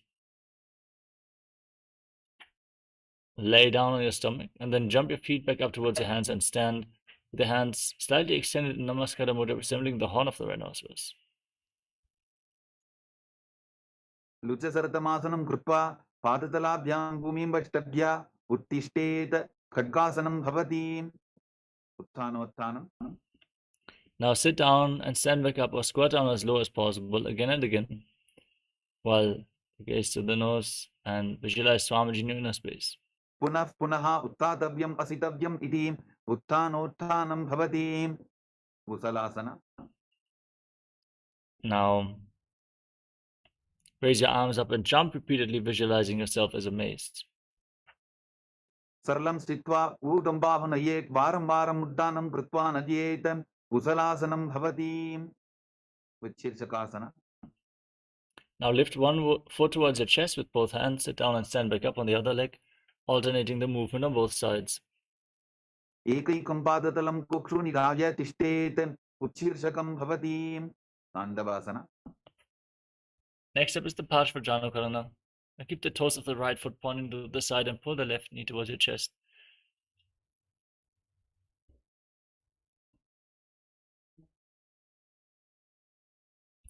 Now we move on to Dandavasana. Extend one leg forward and extend your arms out parallel to the ground. Sit down and stand back up as you visualize yourself dancing as Lord Shiva. एकेन पादेन स्थातव्यं ताण्डवासनं भवति. ब्राह्मणासना. Now bring the raised foot towards the inner opposite thigh. Hands at the side of the knees and visualize Lord Brahma is blessing you. ब्राह्मणासनमावक्ष्य यत्कृत्वा ब्राह्मणो भवेत् एकपादमरो दत्त्वा तिष्ठेत् दण्डाभृतर्भुवि. गर्भासना 3. Now bring the raised foot on top of the opposite hip and join your hands in Namaskara Mudra as you bring the right arm below the left. Visualize yourself as Lord Garuda.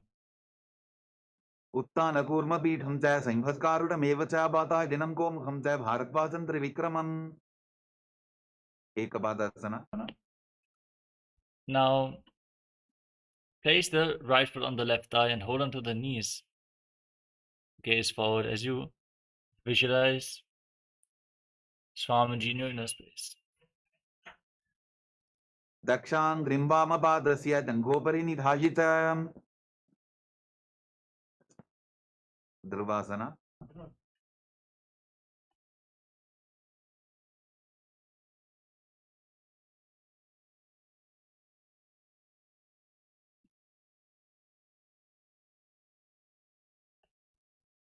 Now hold onto the left big toe with your hand in Prana Mudra.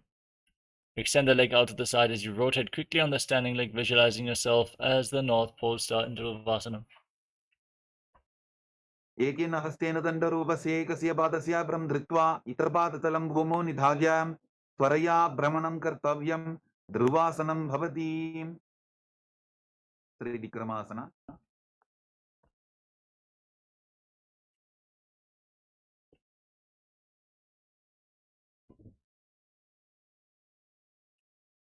Now lift the left leg up behind your neck. Sit down, stand back up, perform the 3 steps of Lord Vishnu in Trivikramasana. Drivayam padam samstapya sadhavyam uttadavyam Trivikramasanam bhavati. Nanda.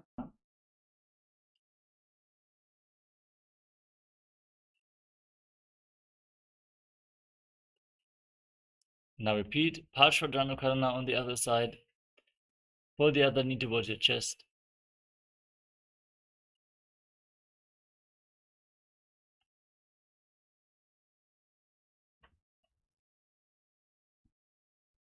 Ekena padena sadhavyam Dandavasanam bhavati. Now extend the right leg forward, sit down and stand back up as you visualize yourself dancing as Lord Shiva.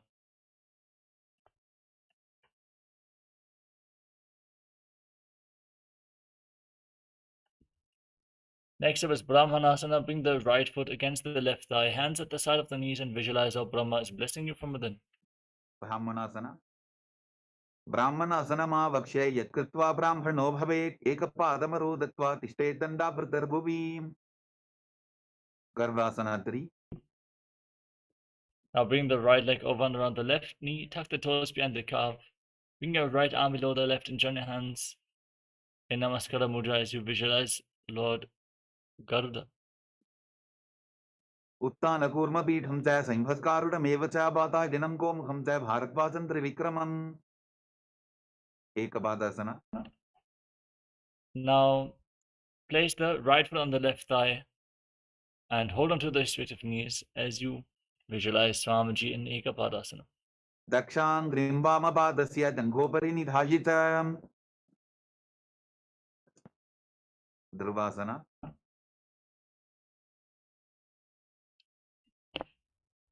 Now hold on to the right big toe, extend the leg out to the side, and then rotate quickly on the standing leg, visualizing yourself as the North Pole Star.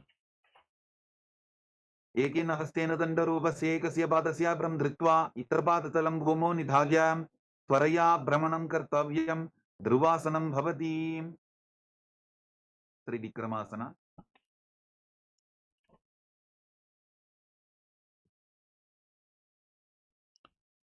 Now lift the right leg up behind your neck. Stand tall, sit down, and stand back up. Perform the 3 steps of Lord Vishnu in Trivikramasana.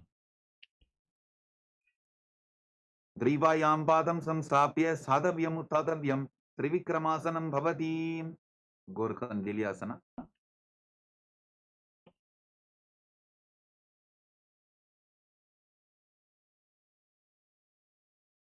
Moving on to Samanakakarana. Stand with your heels touching, toes pointing outwards, and keep your hands at the side of your body, fingers pointing one by one. Breathe calmly and deeply.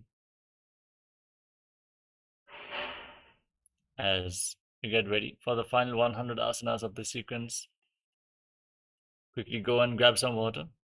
Immediately return to your mat as we are going to continue in just a few moments.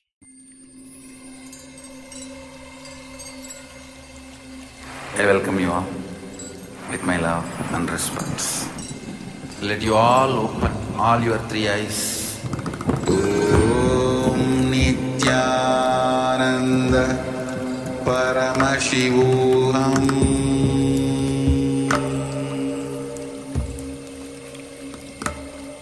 Om Nityananda Paramashivoham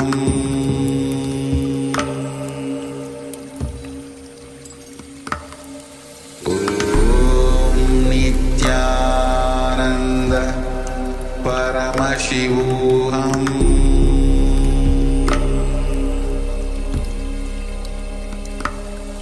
Om Nityananda Paramashivoham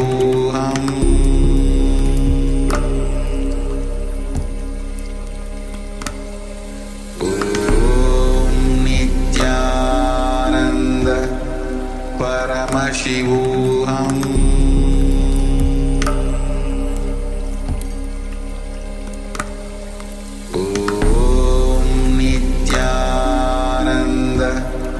Paramashivoham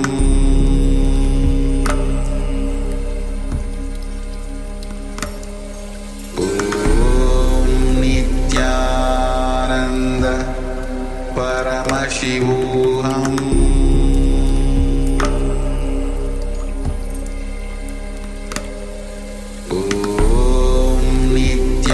Nityananda Paramashivoham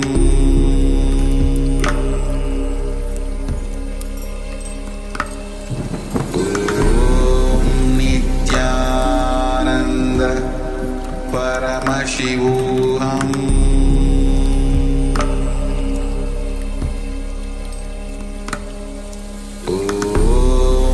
Nityananda Paramashivoham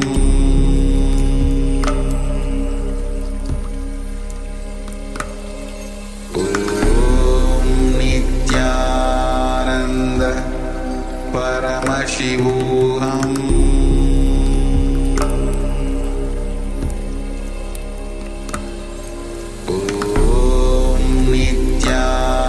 Nityananda Paramashivoham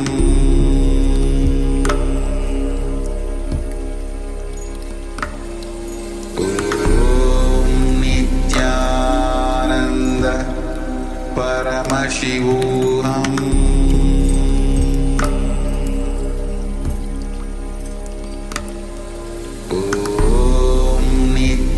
Nityananda Paramashivoham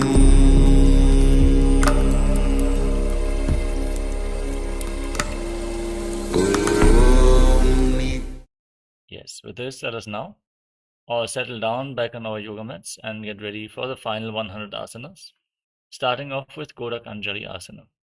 Squat down and bring your arms from the outside in.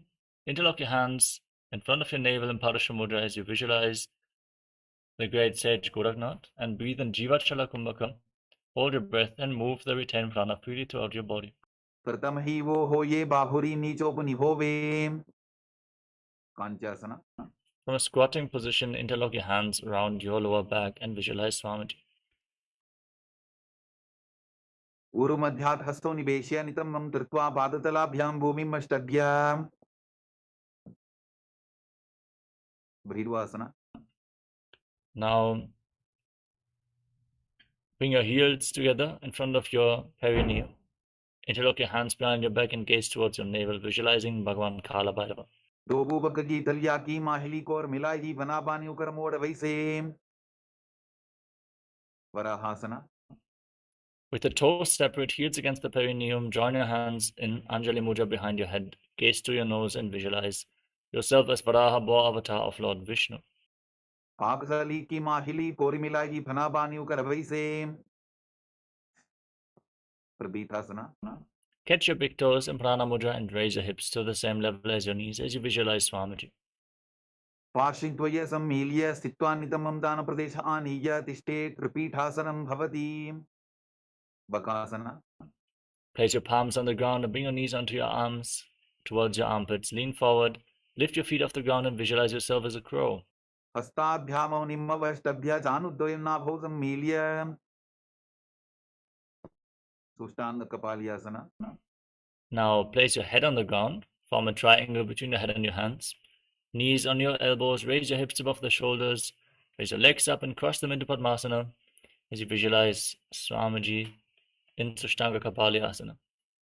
Asana Povana Kapara Achohoyi. Uttasana. Lower your legs down, come to a kneeling position. Sit in between your heels, toes touching behind your back, hands on your knees. Gaze to the nose and visualize you're sitting in the secret seat with Paramashiva and Guru. Jano Gorantare Pado Kritva Pado the Gopadyete. Vrikshasana 2. Now, place your hands on the ground and raise your hips. Then kick your legs up into a handstand and visualize yourself as a tree with deep roots growing into the ground. Sattajakrakshalanaya Vrikshasana Visheshakan Janan Indriyada Dadhya Punabhedan Samabhyasete. Shibhuasana. From the handstand, bring your hands and feet closer together. Gaze towards your third eye and visualize Tejas is flowing towards your third eye. Dogo bhava jodi mahi kulka milaye. Matyasana 2. Now lower your body down into a plank position. Bring your chest to the ground and then push yourself up again and again, visualizing yourself as a fish. Nityam shenam kurparo pasha bhavaya murta vritya hastatalabhyam bhumim vashtabhya varam varam uddanam kuryat matyasanam bhavati. Sarpasana 2. Now bring your hands on your hips and lift your head and chest from side to side as you visualize yourself as a snake. Nityam shenam krutva hastonitam mansam stapya padoti ki kritya sammilayan purasadantavyam sarpasanam bhavati. Nidalambanasana. Now place your elbows on the ground, top of the feet flat on the mat, hands in Padma Mudra, and rest your chin on your hands. Feel self-supported and completely independent in Nidalambanasana. Karabhyam bangajam krutva tishtet kurpara yasudi mukham unnamanuchayi niralambana masanam niralambana yogi syan niralambana masanam niralambana ta dhyanam niralambana masanam. Satrasana. Now place your palms flat on the mat and straighten your arms, bend your knees, raise your feet towards your upper back, and visualize yourself as an umbrella protecting your guru from the sun rays. Ardhyasanau stitva astadaladhyam bhumimashtabhya unnajati satrasanam bhavati. Vidrasana. Now place the top of your feet flat on the mat. In a kneeling position, extend your arms out in front and place your forehead on the mat.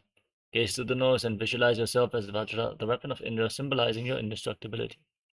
Idani ingarbhininam yogabhyaso yathalahu sutaprasavalabhaya pruchate praptanepati dandapadda bharadvajay veerabhadra samanito asana anisada purya sudirghaire cha purapayihi. Veshasana.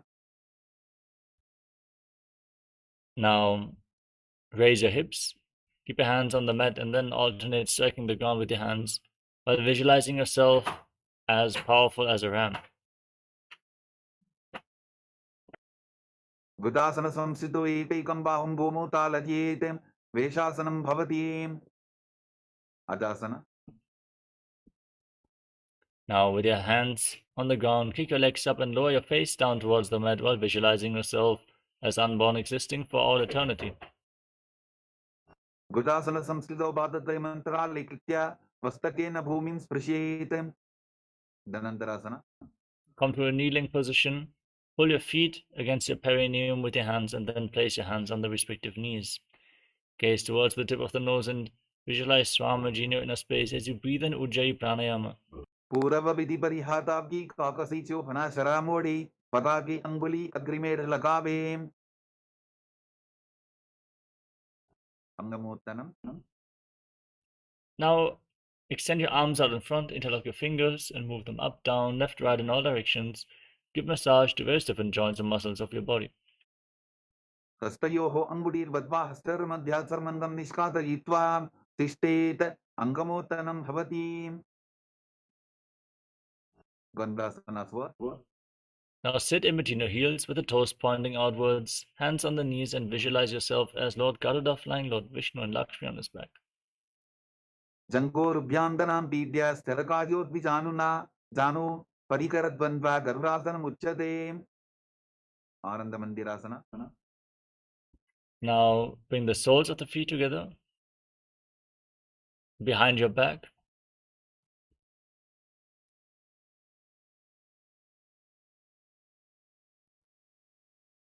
And hold onto your ankles as you sit down in front of your heels, gaze to your third eye and visualize yourself residing in the blissful space of a temple. Achavakshe Biranatha Anandamandirasanam Jikritva Amaro Dhiro Bhavatyeveha Sadakaha. Mandukasana 2. Now overlap your feet and sit on the heels. Place your hands underneath your knees. Pull your stomach in up in Uddiyana Bandha. Press your tongue up in Mandukya Mudra. and visualize yourself as a frog. पृष्ठं संपीठबुल्ढाभ्यां दान्वन्द्ये सबलयाकृतिः हस्तौ पादतले चित्तो मण्डूकं पाददोषऋत् Narasimhasana. Now tuck your toes and sit on raised heels. Place your palms on the ground in front of you, thumbs touching, and the base of your hands should touch the toes. Gaze to the tip of the nose and visualize Lord Narasimha, the Lion Man, avatar of Mahavishnu. दोवु भणापानी होई वैसे AD Mailer गुदानी वैसे समशरीरनी काट हरावे NASA अग्रदृष्टिको ल्यावे Visharakasana.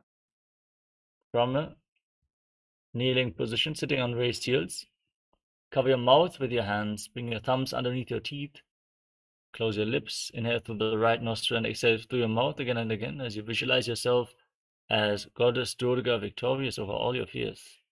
दोवु पकांदी एडी चवकी गोड़ा फनो वानपनी होई Pakanasana. Now bring the top of your feet flat on the mat.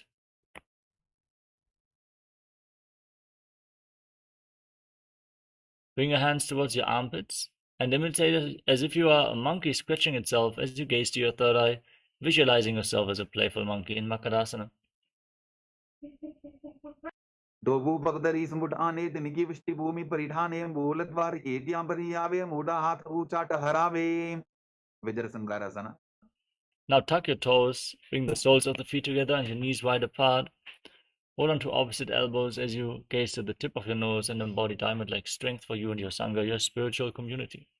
Patama pranapani hoy vaise dovu eri udani vaise goda upa rakhe dhira adeva yapasare dhira Khanjanasana. Now cross your feet and sit on raised heels. Place your palms on the ground at the side of your body and pull your stomach in up in Ujjana Bandha. Gaze to the nose and visualize perfect physical and mental health. Khanjanasana vakshe yad kritva sustiro bhavet prishte padatvyam badva hasto bhumo pradharadyet Urmasana. Now with your hands on top of the respective knees, make your upper back and neck stiff like the shell of a turtle and gaze to the tip of your nose. Vulpo chavrashandasyadho vikramena samahito Pratijikaya shiro brivam kurmasanamiti Yogasana. Now from the same position, relax your upper back and neck and gaze to your nose, visualizing Swamiji in your inner space. Gudam diyemyaval bhabhyam vikramena samahitaha Yogasanam bhavedeta didiyova vidovituhu Vidovasana. Now stand on your knees and cross your feet behind. Hold on to your calves with your hands. Gaze to your third eye and visualize a space of eternal oneness, Advaita with Swamiji. Goda vamo bohoji goda arara chetoji dachipad ki pani rahave phano vamo goda rigilyave Ustrasana 2. Now place the top of your feet flat on the mat, hold on to your heels, lean back, push your hips forward, and visualize yourself as a camel. Meru dandaglanti dadya sandhimada Ishupkumar Kapoto Ustrasana Bhyasa Kudyanmita Hitasana Ditiyasana. Now lean back further. Place your elbows on the ground and the back of your head as well.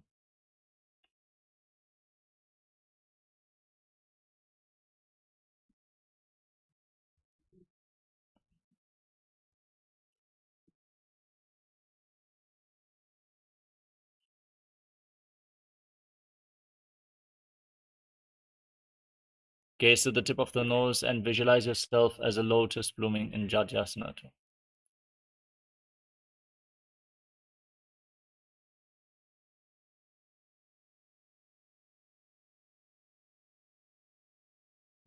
Dovu edi sambudadare sole molatvari daridhare phana pani upar hoye vaise bahuri pishti dishikare do aise Viradasana.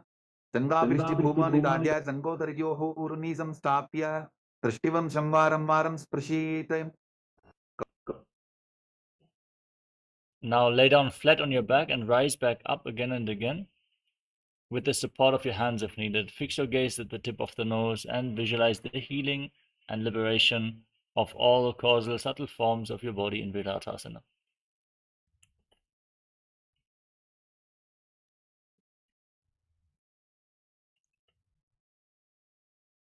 Next up is Kapotasana. Now lean back even further. Bring your arms over top of your shoulders, forearms to the ground, and try to bring your head in between your heels as you visualize yourself as a beautiful dove. Kapotasana. Virudandagvandiradya Sambipadi Shipuman Kapoto Ostrasana Bhyasa Kuryanmita Hitasana Varasana. Now stand on your knees, tuck your toes behind, and hold on to opposite elbows in front of your chest. Gaze to the nose and visualize Paramashiva in the boon-fulfilling posture Varasana. Januni Bhumo Samstapya Stabhyam Bahu Parasparam Dhritva Sardam Tishtet Varasanam Bhavati Varahasana 2. Now sit on raised heels, place your forearms on the ground, rest your head on your hands, and visualize yourself as Varaha, the boar avatar of Lord Vishnu. Suryan Chandram Vedanani Asanani Nikachente Purparo Bhoma Stapalitva Janubhyam Avnimam Ishtabhya Hastomastake Samstapya Pashin Nitambe Samstapya Tishtet Varahasanam Bhavati Dasana. Now, with your forearms on the ground, elbows shoulder width apart, interlock your fingers, place your head on the ground and support it with your hands. Raise your hips, straighten your legs, and then kick your legs up into a headstand. Gaze to the nose and visualize yourself as a lopped tree in Mundasana. Atho Mandasanam Vakshe Sarvesham Praninam Savam Urdhvam Argyapade Dattva Dharayin Marutam Siddhihi Andhasana. Lower your legs down, come to a kneeling position, separate your knees and lean forward and down. Bring your head in between the knees. Hold onto your head with both hands, elbows outside the legs. Inhale through your nose and exhale through your mouth as you visualize Swamiji in Andasana. Katamavardali Smartaharave Koramahili Ube Midave Nibaise Viparita Shalavasana. Now lay down flat on your stomach and extend your arms. Lift your legs, your chest and your arms off the ground and hold as you visualize yourself as a locust. Shalavasana Bhedascha Natabhirunda Namake Vendabhirunda Saite Shirsatandasanam Tatha. Now place your palms on the ground at the side of your hips and your forehead on the mat as well. Lift your legs without raising your chest as you visualize yourself as a skull with a purified mind. The purified mind with purified thoughts and the strong will to attain enlightenment in Kapalasana.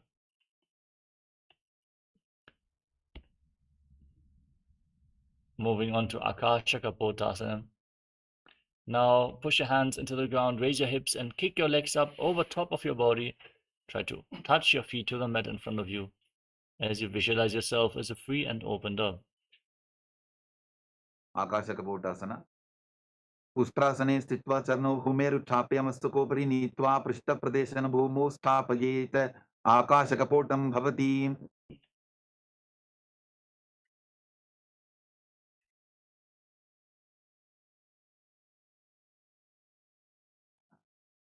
Chatavasana. Now from a kneeling position, place your forearms on the ground in front of you and visualize yourself as a sparrow. Purbarabadyanto Hastodha Dharavoltabhya Januni Nabhosam Kunjya. Vrishikasana 2. Now kick your legs up and bend your knees. Try to touch the back of your head with your feet. As you balance on your arms, visualize yourself as a scorpion. Vicheva Puchavartiman Griparshni Dritva Sashirse Shibbukam Vidharyako Yitreti Santishtadi Sadakastom Vishavaham Vrishika Sanyamasanam Purushasana. Now come to a kneeling position and sit on the right heel with the left foot pointing outwards outside the hip. Hands on the ground in front of you. Gaze forward and visualize yourself as a bull, forcefully inhaling, holding your breath for a short while and then again exhaling slowly through the nose. Yanvivul Pepada Bole Vamabhabi Padetaram Viparitam Sprishet Bhumim Vrishasramidam Bhavetem. Lolasana.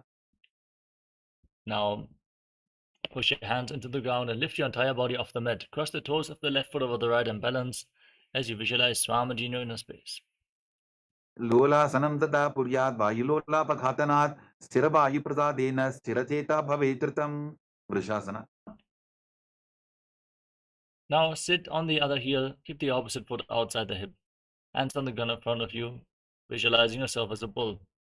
Yamivul Pepada Bole Vamabhagiva Detaram Viparitam Sprishet Bhumim Vrishasramidam Bhavetem. Balavunasana. Now place the right foot flat, right knee against your chest, tuck the toes of the left foot and sit on the left heel, hands on the knees and gaze forward, visualizing Bala Gunahai. Asana povada darabika rajagi. Grahasana. Path. Now stand up and squat down, bring your arms through the legs and hold onto your ankles from the outside as you visualize yourself as the entire planet.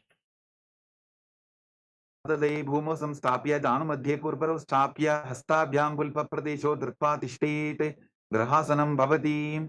Balavunasana.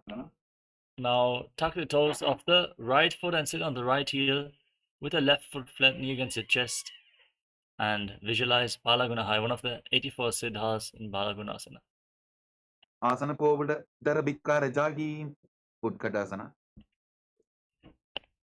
Now step both feet in towards your body, keep your knees together and sit on raised heels.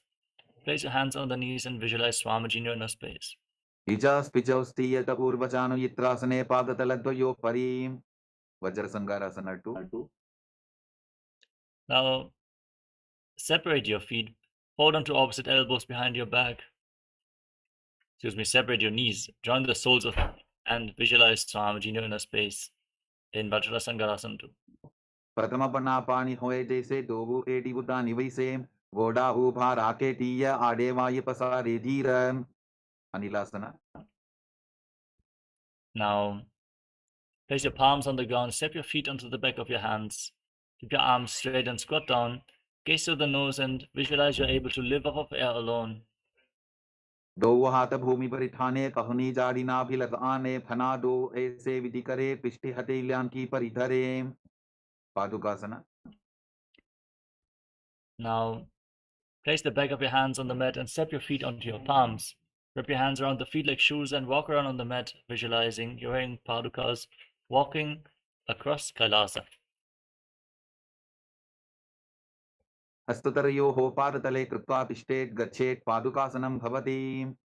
कुक्कुटोड्डानासना. Now place your palms on the ground and kick your legs up and let them fall back down again and again. Visualize yourself as a rooster. हस्ततले भूमौ कृत्वा पादतले चूर्धमुड्डानं कृत्वा भूमौ पतेत्. विपरीत नृत्यासना. Now with your hands on the ground, kick your legs up and dance around on two hands. Feel yourself come free of all inhibition. हस्ततलाभ्यां भूमिं वष्टभ्य ऊर्ध्वपादाग्रे कुर्वन् हस्ततलाभ्यां नर्तनं कर्तव्यं विपरीत नृत्यं भवति. कुञ्जरासना. Now separate your legs. Lean falling down and place one hand on the ground, the other hand on the respective ear. Visualize Swamiji in your inner space. अथ वक्षे महादेव कुञ्जरासनम् उत्तमं करे नैकेन पादाभ्यां भूमौ तिष्ठे चिरकरः. कुञ्जरासना. Exchange the position of your hands. अथ वक्षे महादेव कुञ्जरासनम् उत्तमं करे नैकेन पादाभ्यां भूमौ तिष्ठे चिरकरः. कदम्बासना. Now bring the heels together and squat down. Bring the heels close to your perineum. Hold onto your ankles and visualize yourself as a kadamba tree.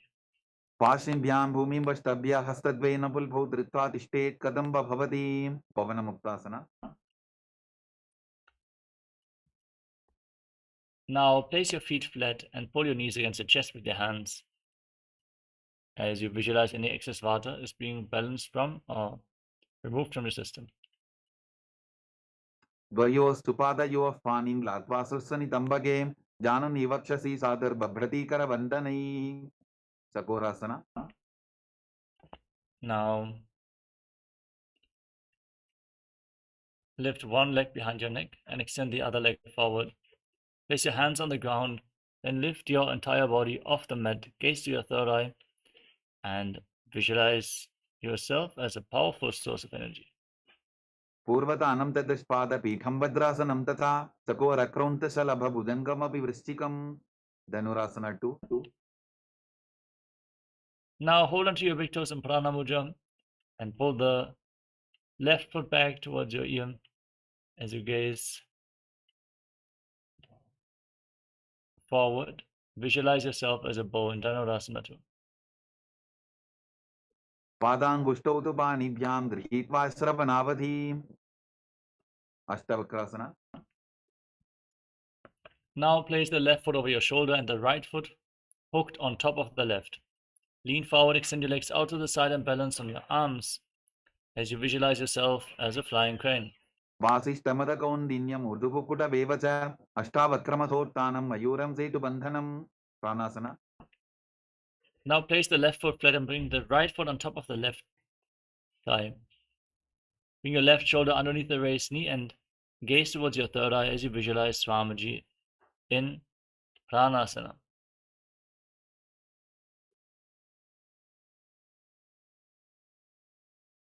एतत् प्रभेदं वक्ष्यामि करोति यस्य चामरः एकपादमुरो बद्ध्वा स्कन्धेऽन्यपादरक्षणं पार्श्वमत्स्येन्द्रासना. Now bring the right foot outside the left hip and step the left foot over the right knee. Twist your right elbow outside the raised knee and interlock your hands behind your back as you gaze to your third eye and visualize Sage Matsyenanata, the master of Hatha Yoga. पार्श्वाभ्यां दत्तते यास्तु पार्श्वमत्स्येन्द्रमुत्तमं चकोरासना. Now extend your legs out in front.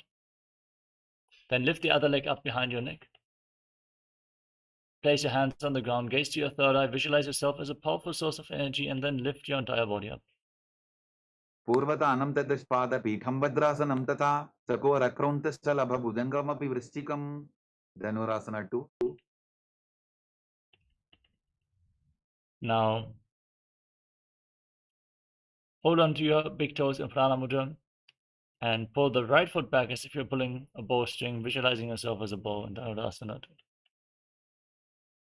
पादाङ्गुष्टौ तु पाणिभ्यां गृहीत्वा श्रवणावधि अष्टावक्रासना. Yes, now bring the right leg over the shoulder and hook the left foot on top. Extend your legs out to the side and balance on your arms as you visualize yourself as a flying crane. वासिष्ठमदकौन्दिन्यम् ऊर्ध्वकुकुटमेव च अष्टावक्रमथोत्थानं मयूरं सेतुबन्धनं Pranasana. Now place the right foot flat and the left foot on top of the right thigh. Bring your right shoulder underneath the raised knee. Gaze up and visualize you are immortal, able to exist solely on prana. एतत् प्रभेदं वक्ष्यामि करोति यस्य चामरः एकपादमुरो बद्ध्वा स्कन्धेऽन्यपादरक्षणं पार्श्वमत्स्येन्द्रासना. Now bring the left foot outside the right hip and step the right foot over the left knee. Twist your left elbow outside the raised knee, hand below, and interlock your hands behind your back. As you gaze to the third eye and visualize Sage Matsyenanata. पार्श्वाभ्यां दत्तते यास्तु पार्श्वमत्स्येन्द्रमुत्तमं अर्धपश्चिमतानासना. Now bring one heel against your perineum, the left heel, and lean forward and down. Hold on to the right foot with both hands as you visualize Swamiji in your inner space. Breathe in Jivachala Kumbhaka. एकं पादं प्रसाद्य एकं पादस्य पार्श्वनासीविनी सम्पीड्य हस्तद्वयेन प्रसारितपादाङ्गुष्ठं धृत्वा दानूपरिमस्तकं न्यसेत् अर्धपश्चिमतानं भवति क्रमचासना. Now bring the left foot outside the hip and lift the right foot up in front of your face as you visualize yourself as a crane in Kramachasana. उत्थानपादं ग्रौञ्चं च मरीचिं वीरभद्रकं नटराजन्द्रकोणं च सप्ताङ्गुष्ठप्रसारणे अर्धपश्चिमतानासना. Now exchange the position of your feet and lean forward and down. Breathe in Jivachala Kumbhaka and visualize Swamiji in your inner space. एकं पादं प्रसाद्य एकं पादस्य पार्श्वनासीविनी सम्पीड्य हस्तद्वयेन प्रसारितपादाङ्गुष्ठं धृत्वा दानूपरिमस्तकं न्यसेत् अर्धपश्चिमतानं भवति क्रमचासना. Now bring the right foot outside the hip, top of the foot flat, lift the left leg up in front of your face and visualize yourself as a crane. उत्थानपादं ग्रौञ्चं च मरीचिं वीरभद्रकं नटराजन्द्रकोणं च सप्ताङ्गुष्ठप्रसारणे स्वस्तिकासना. Now bring your feet in between thighs and calves with the support of your fingers if needed.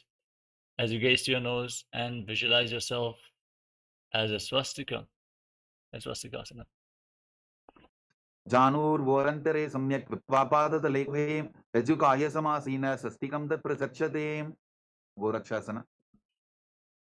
Now from the same position, cover your heels with your hands, gaze to the nose, lock your throat and visualize sage Goraknath.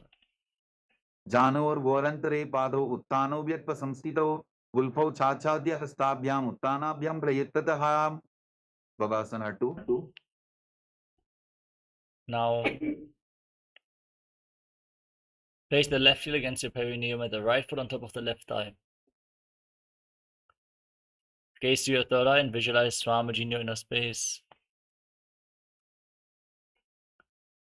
As you inhale all the way, hold your breath. Lock your senses with your fingers, lips with little and ring fingers, nostrils with the middle fingers, eyes with your index fingers, and your ears with your thumbs in Shanmukhi Mudra. Vama parshvobudam samstapya dakshanam grivama jaganem. Yogasana 2. Now, place your feet on top of opposite knees, hands on the ground next to your body, palms facing up. Gaze to your nose and visualize Swamiji. Uttano charano kutva samstapyopari janunoh asanopari samstapya chottanam karadyupmakam. Urdhva Kukkutasana. Now place your palms on the ground at the side of your body and lift your entire body off the mat. Balance on your arms while visualizing yourself as a rooster. Vasishtamata kondinyam urdhva vevacha ashtavakramatotanam majuram setu bantanam. Siddha Hartalyasana. Bring your hands to the legs and stay seated on the ground. Gaze to the nose and visualize Swamiji in your inner space. Pratama Padmasana Pokare, Astudo Vodasan Didare, Ube Hatele Bhuderi Raki, Oja Vodasan Dime Dake. Hamsasana. Now, push your hands into the ground and lift your entire body up. Pull your knee towards your chest as you visualize yourself as an elegant swan. Kukkutasana stitva standaparyantam muruni nitva tishtete Hamsasanam bhavati. Karmukasana. Now,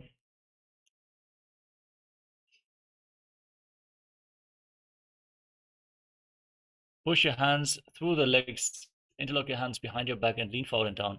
Place your forehead on the ground and visualize yourself as Pinaka, Lord Shiva's bow. Pratama Padmasana Kopare, Gora Sandima Hikaridare, Tarapatu Sri Kardobu Ane, Konya Upar Sandile Thane. Urmasana 2. Now come to the front of your yoga mat. Pull your knees up towards your chest and bring your arms in between the legs, holding onto the respective shoulders. Visualize yourself as a turtle with a stable body and mind to live for centuries. Bain Janga Prata Sinapama, Dain Janga Parivat, Bain Yaba. Granthi Bhedasana. Now lock your throat, gaze to the nose, and cut through the energy knots of your spine in Granthi Bhedasana. Atha Bakshe Neelakantha Granthi Bhedasanam Shubham Nyatva Rudra Bhave Chipram Sukshma Vayuni Shevanate. Uttana Kurmasana. Now roll onto your back, hold onto your shoulders, gaze to the nose, and embody a turtle laying on its back. Kukkutasana Bandhrastam Karabhyandrata Gandharam Vetham Kurmavatuttanam Etaduttana Purmakam. Pangu Kukkutasana. Now kick yourself back up into Padmasana. Place one palm on the ground, hold its wrist, and lift your entire body off the mat. On one arm, visualizing yourself as a rooster. Kukkutasana stitva ekena hastena anyasimani bandham dhritva. Pangu Kukkutasana. Exchange the position of your hands. Lift your body up. Kukkutasana stitva ekena hastena anyasimani bandham dhritva. Vridrasana. Now from Padmasana, place your elbows on the toes, interlock your fingers and rest your chin on your hands with your thumbs against the throat. Visualize that you have gone beyond all greed and covetous. Janor vorantare paru uttano vyakta samstito ulpho chachadya hastabhyam uttanabhyam prayattataha. Padmasana 3. Now place one hand over the other with your hands resting in the lap. As you engage Mahamudra Bandha, all the bandhas, visualize Swamiji in your inner space. Uttano charno vidhaya vidyuvat shakti stito yogirate. Padmasana 4. Now sit with your hands flat on your knees. Engage Mahamudra Bandha, all the bandhas. Visualize Paramashiva in your inner space in Padmasana 4. एतत् पद्मासनं कुर्यात् प्राणवायुप्रसिद्धये शुभासनं सदा ध्यायेत् पूरयित्वा पुनः पुनः. Karmukasana 2.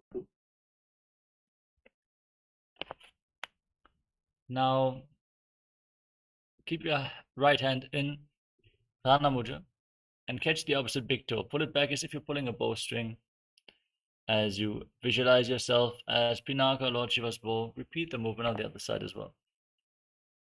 अधान्यासनमाभक्ष्ये योगपूरकरक्षणात् कृत्वा पद्मासनं पाद अङ्गुष्ठदण्डयोस्थितं. Karmukasana 3.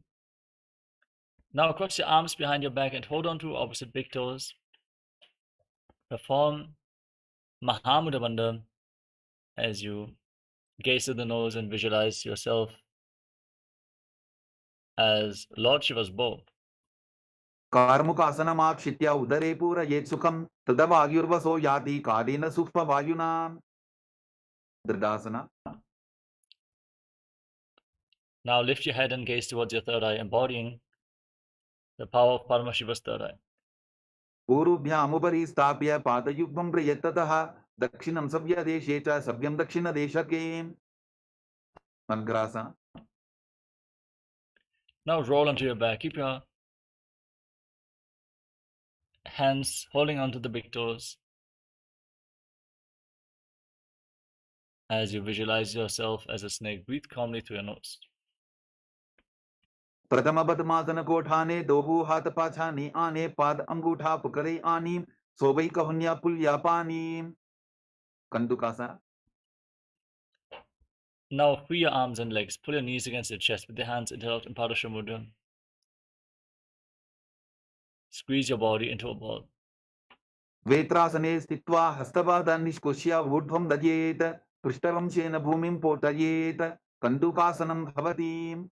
ऊर्ध्वपवनासनं. Now interlock your hands around your neck and alternate pulling your knees in towards your chest, back and forth, visualizing Swamiji. प्रथमे सूदो सैनकरावे गोडा उभाराशि मिलावे पुल्कमा हिला अंगुष्ठटोगी करे एक समेल रसोजी. With your hands interlocked behind your neck, place your feet flat on the ground with the knees raised, gaze to your nose and breathe calmly in Urdhva Bhavanasana. Now bring your hands below your heels with the palms facing up, lock your throat and hold your breath in Mudra Kumbhaka. As you push your hips off the ground, visualize yourself as a powerful alpha ape in Marakata Pitasana. Marakata Pitasana. Uttana Shenam Padatale, Uttana Hastayoho Stapayet, Uttana Shikipitakasana. Now with your hips raised, bring your hands towards your lower back, elbows resting on the ground. Straighten your legs and bear your body weight on your elbows, gaze to the nose, and visualize Swamiji in your inner space. Janghorubalahinaschet, Uttana Shikipitakam, Apramattah Prakurvita, Bhuktev Pradvisitendriyaha. Narakasana. Now kick your legs up, point your toes to the sky and place your palms on the mat. Visualize yourself blissfully traversing through Narakaloka unscathed. Griva Pantena Bhumim Vishtambha, Pada Pratvayamurdhamutrayet, Narapasanam Bhavati. Triyannaukasana. Now place your hands against your lower back and angle your legs straight in your entire body and lower the feet down towards the ground as you engage your core intensely. Visualize yourself as a boat crossing the ocean of samsara. Naukavat stitvat urdhvam pada vratvayan Tiryannaukasanam Bhavati. Dadasana. Now bring your hands back down to the ground, point your toes to the sky. Be straight, stable, sturdy like a flagpole. As you visualize the Kailasa flag, respected across all nations in Dvajasana, the flagpoles. Tiryannaukavat Viva Prishtapurparihi Bhumim Vashtabhyan Mastakalakshen Padagradriyamurdhanayet Dvajasanam Bhavati. Vrittasana. Now lay down flat on your back. In the final asana of this sequence, Mulitasana, keep your hands at the side of the body with the palms facing up. Forcefully pull the Kundalini Shakti up along your spine and Shakti Chalan Mudra. And visualize that your body is dead and Swamiji is liberating you. Internally chant the Mahavakya. Om Nityananda Paramashivoham in Mritasana.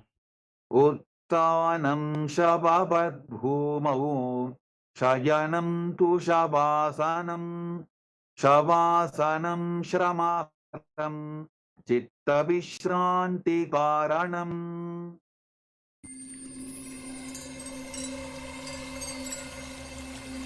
I welcome you all with my love and respects. Let you all open all your three eyes.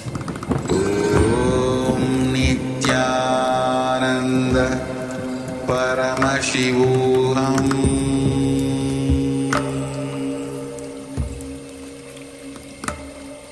Om Nityananda Paramashivoham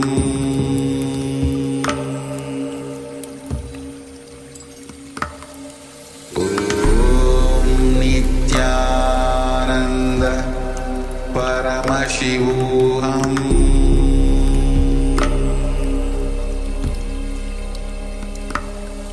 Om Nityananda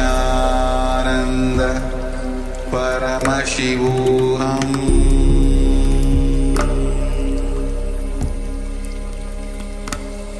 Om Nityananda Paramashivoham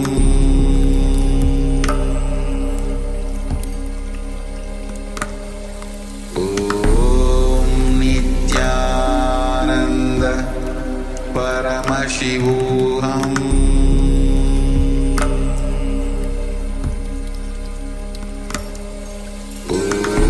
Om Nityananda Paramashivoham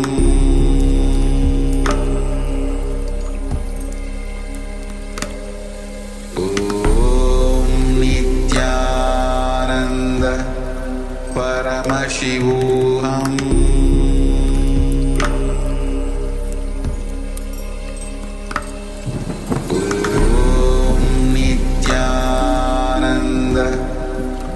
Paramashivoham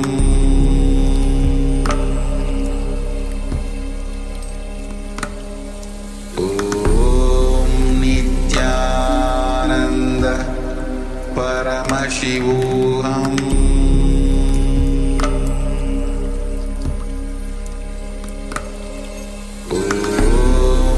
Nityananda Paramashivoham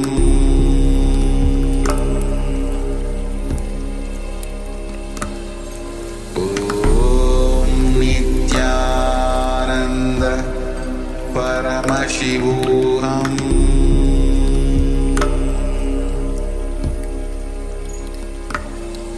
Om Nityananda Paramashivoham. Now slowly return to your physical body. Start to wiggle your fingers and toes. Rotate your wrists and ankles. Move your arms and legs. Put your knees towards your chest. And circle your legs with your arms and rock your body from side to side. Slowly return to a comfortable seated position.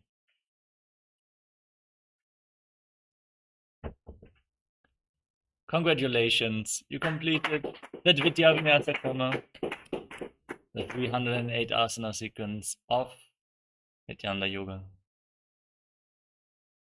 Thank you so much for joining us all today. And let's get ready for the first round of today's power manifestation.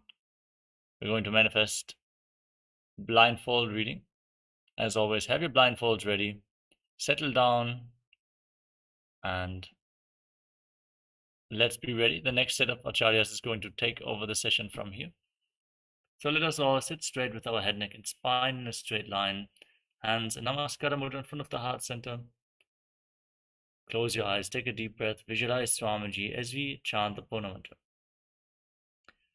Om Purnamadav Purnamidam Purnat Purnamudachyate Purnasya Purnamadaya Purnamevavashishyate Om Shanti Shanti Shanti. Hari Om Tat Sat. Sarvam Bhagavat Shri Nityananda Paramashiva Paduka Arpanamastu. Om Nityanandam. Thank you all, Nityanandam.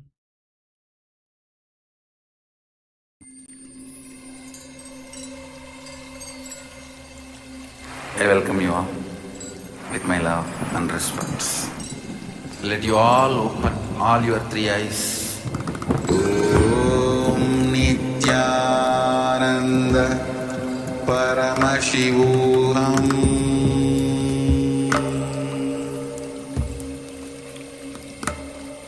Om Nityananda Paramashivoham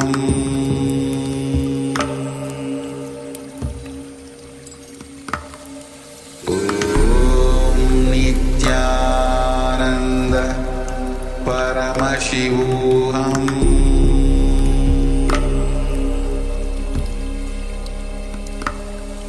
Om Nityananda.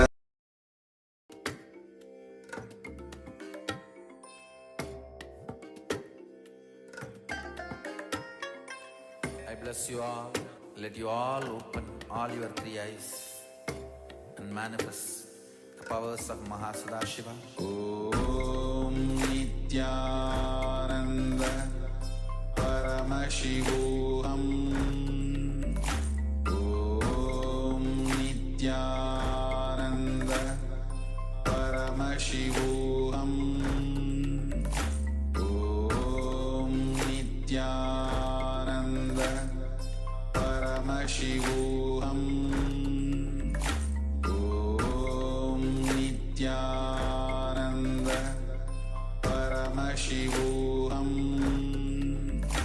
Om Nityananda Paramashivoham Om Nityananda Paramashivoham Om Nityananda Paramashivoham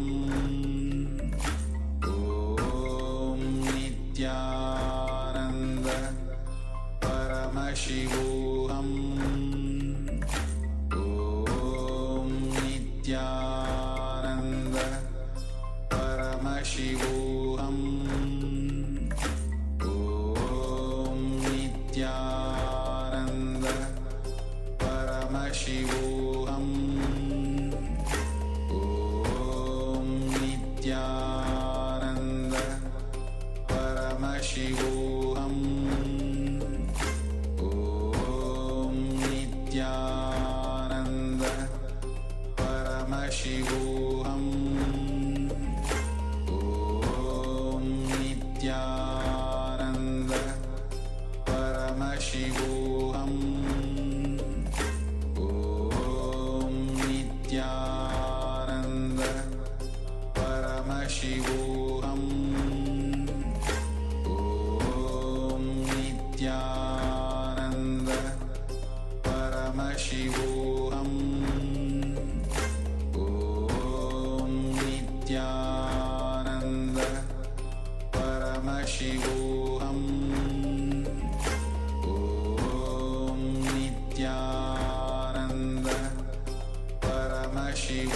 Om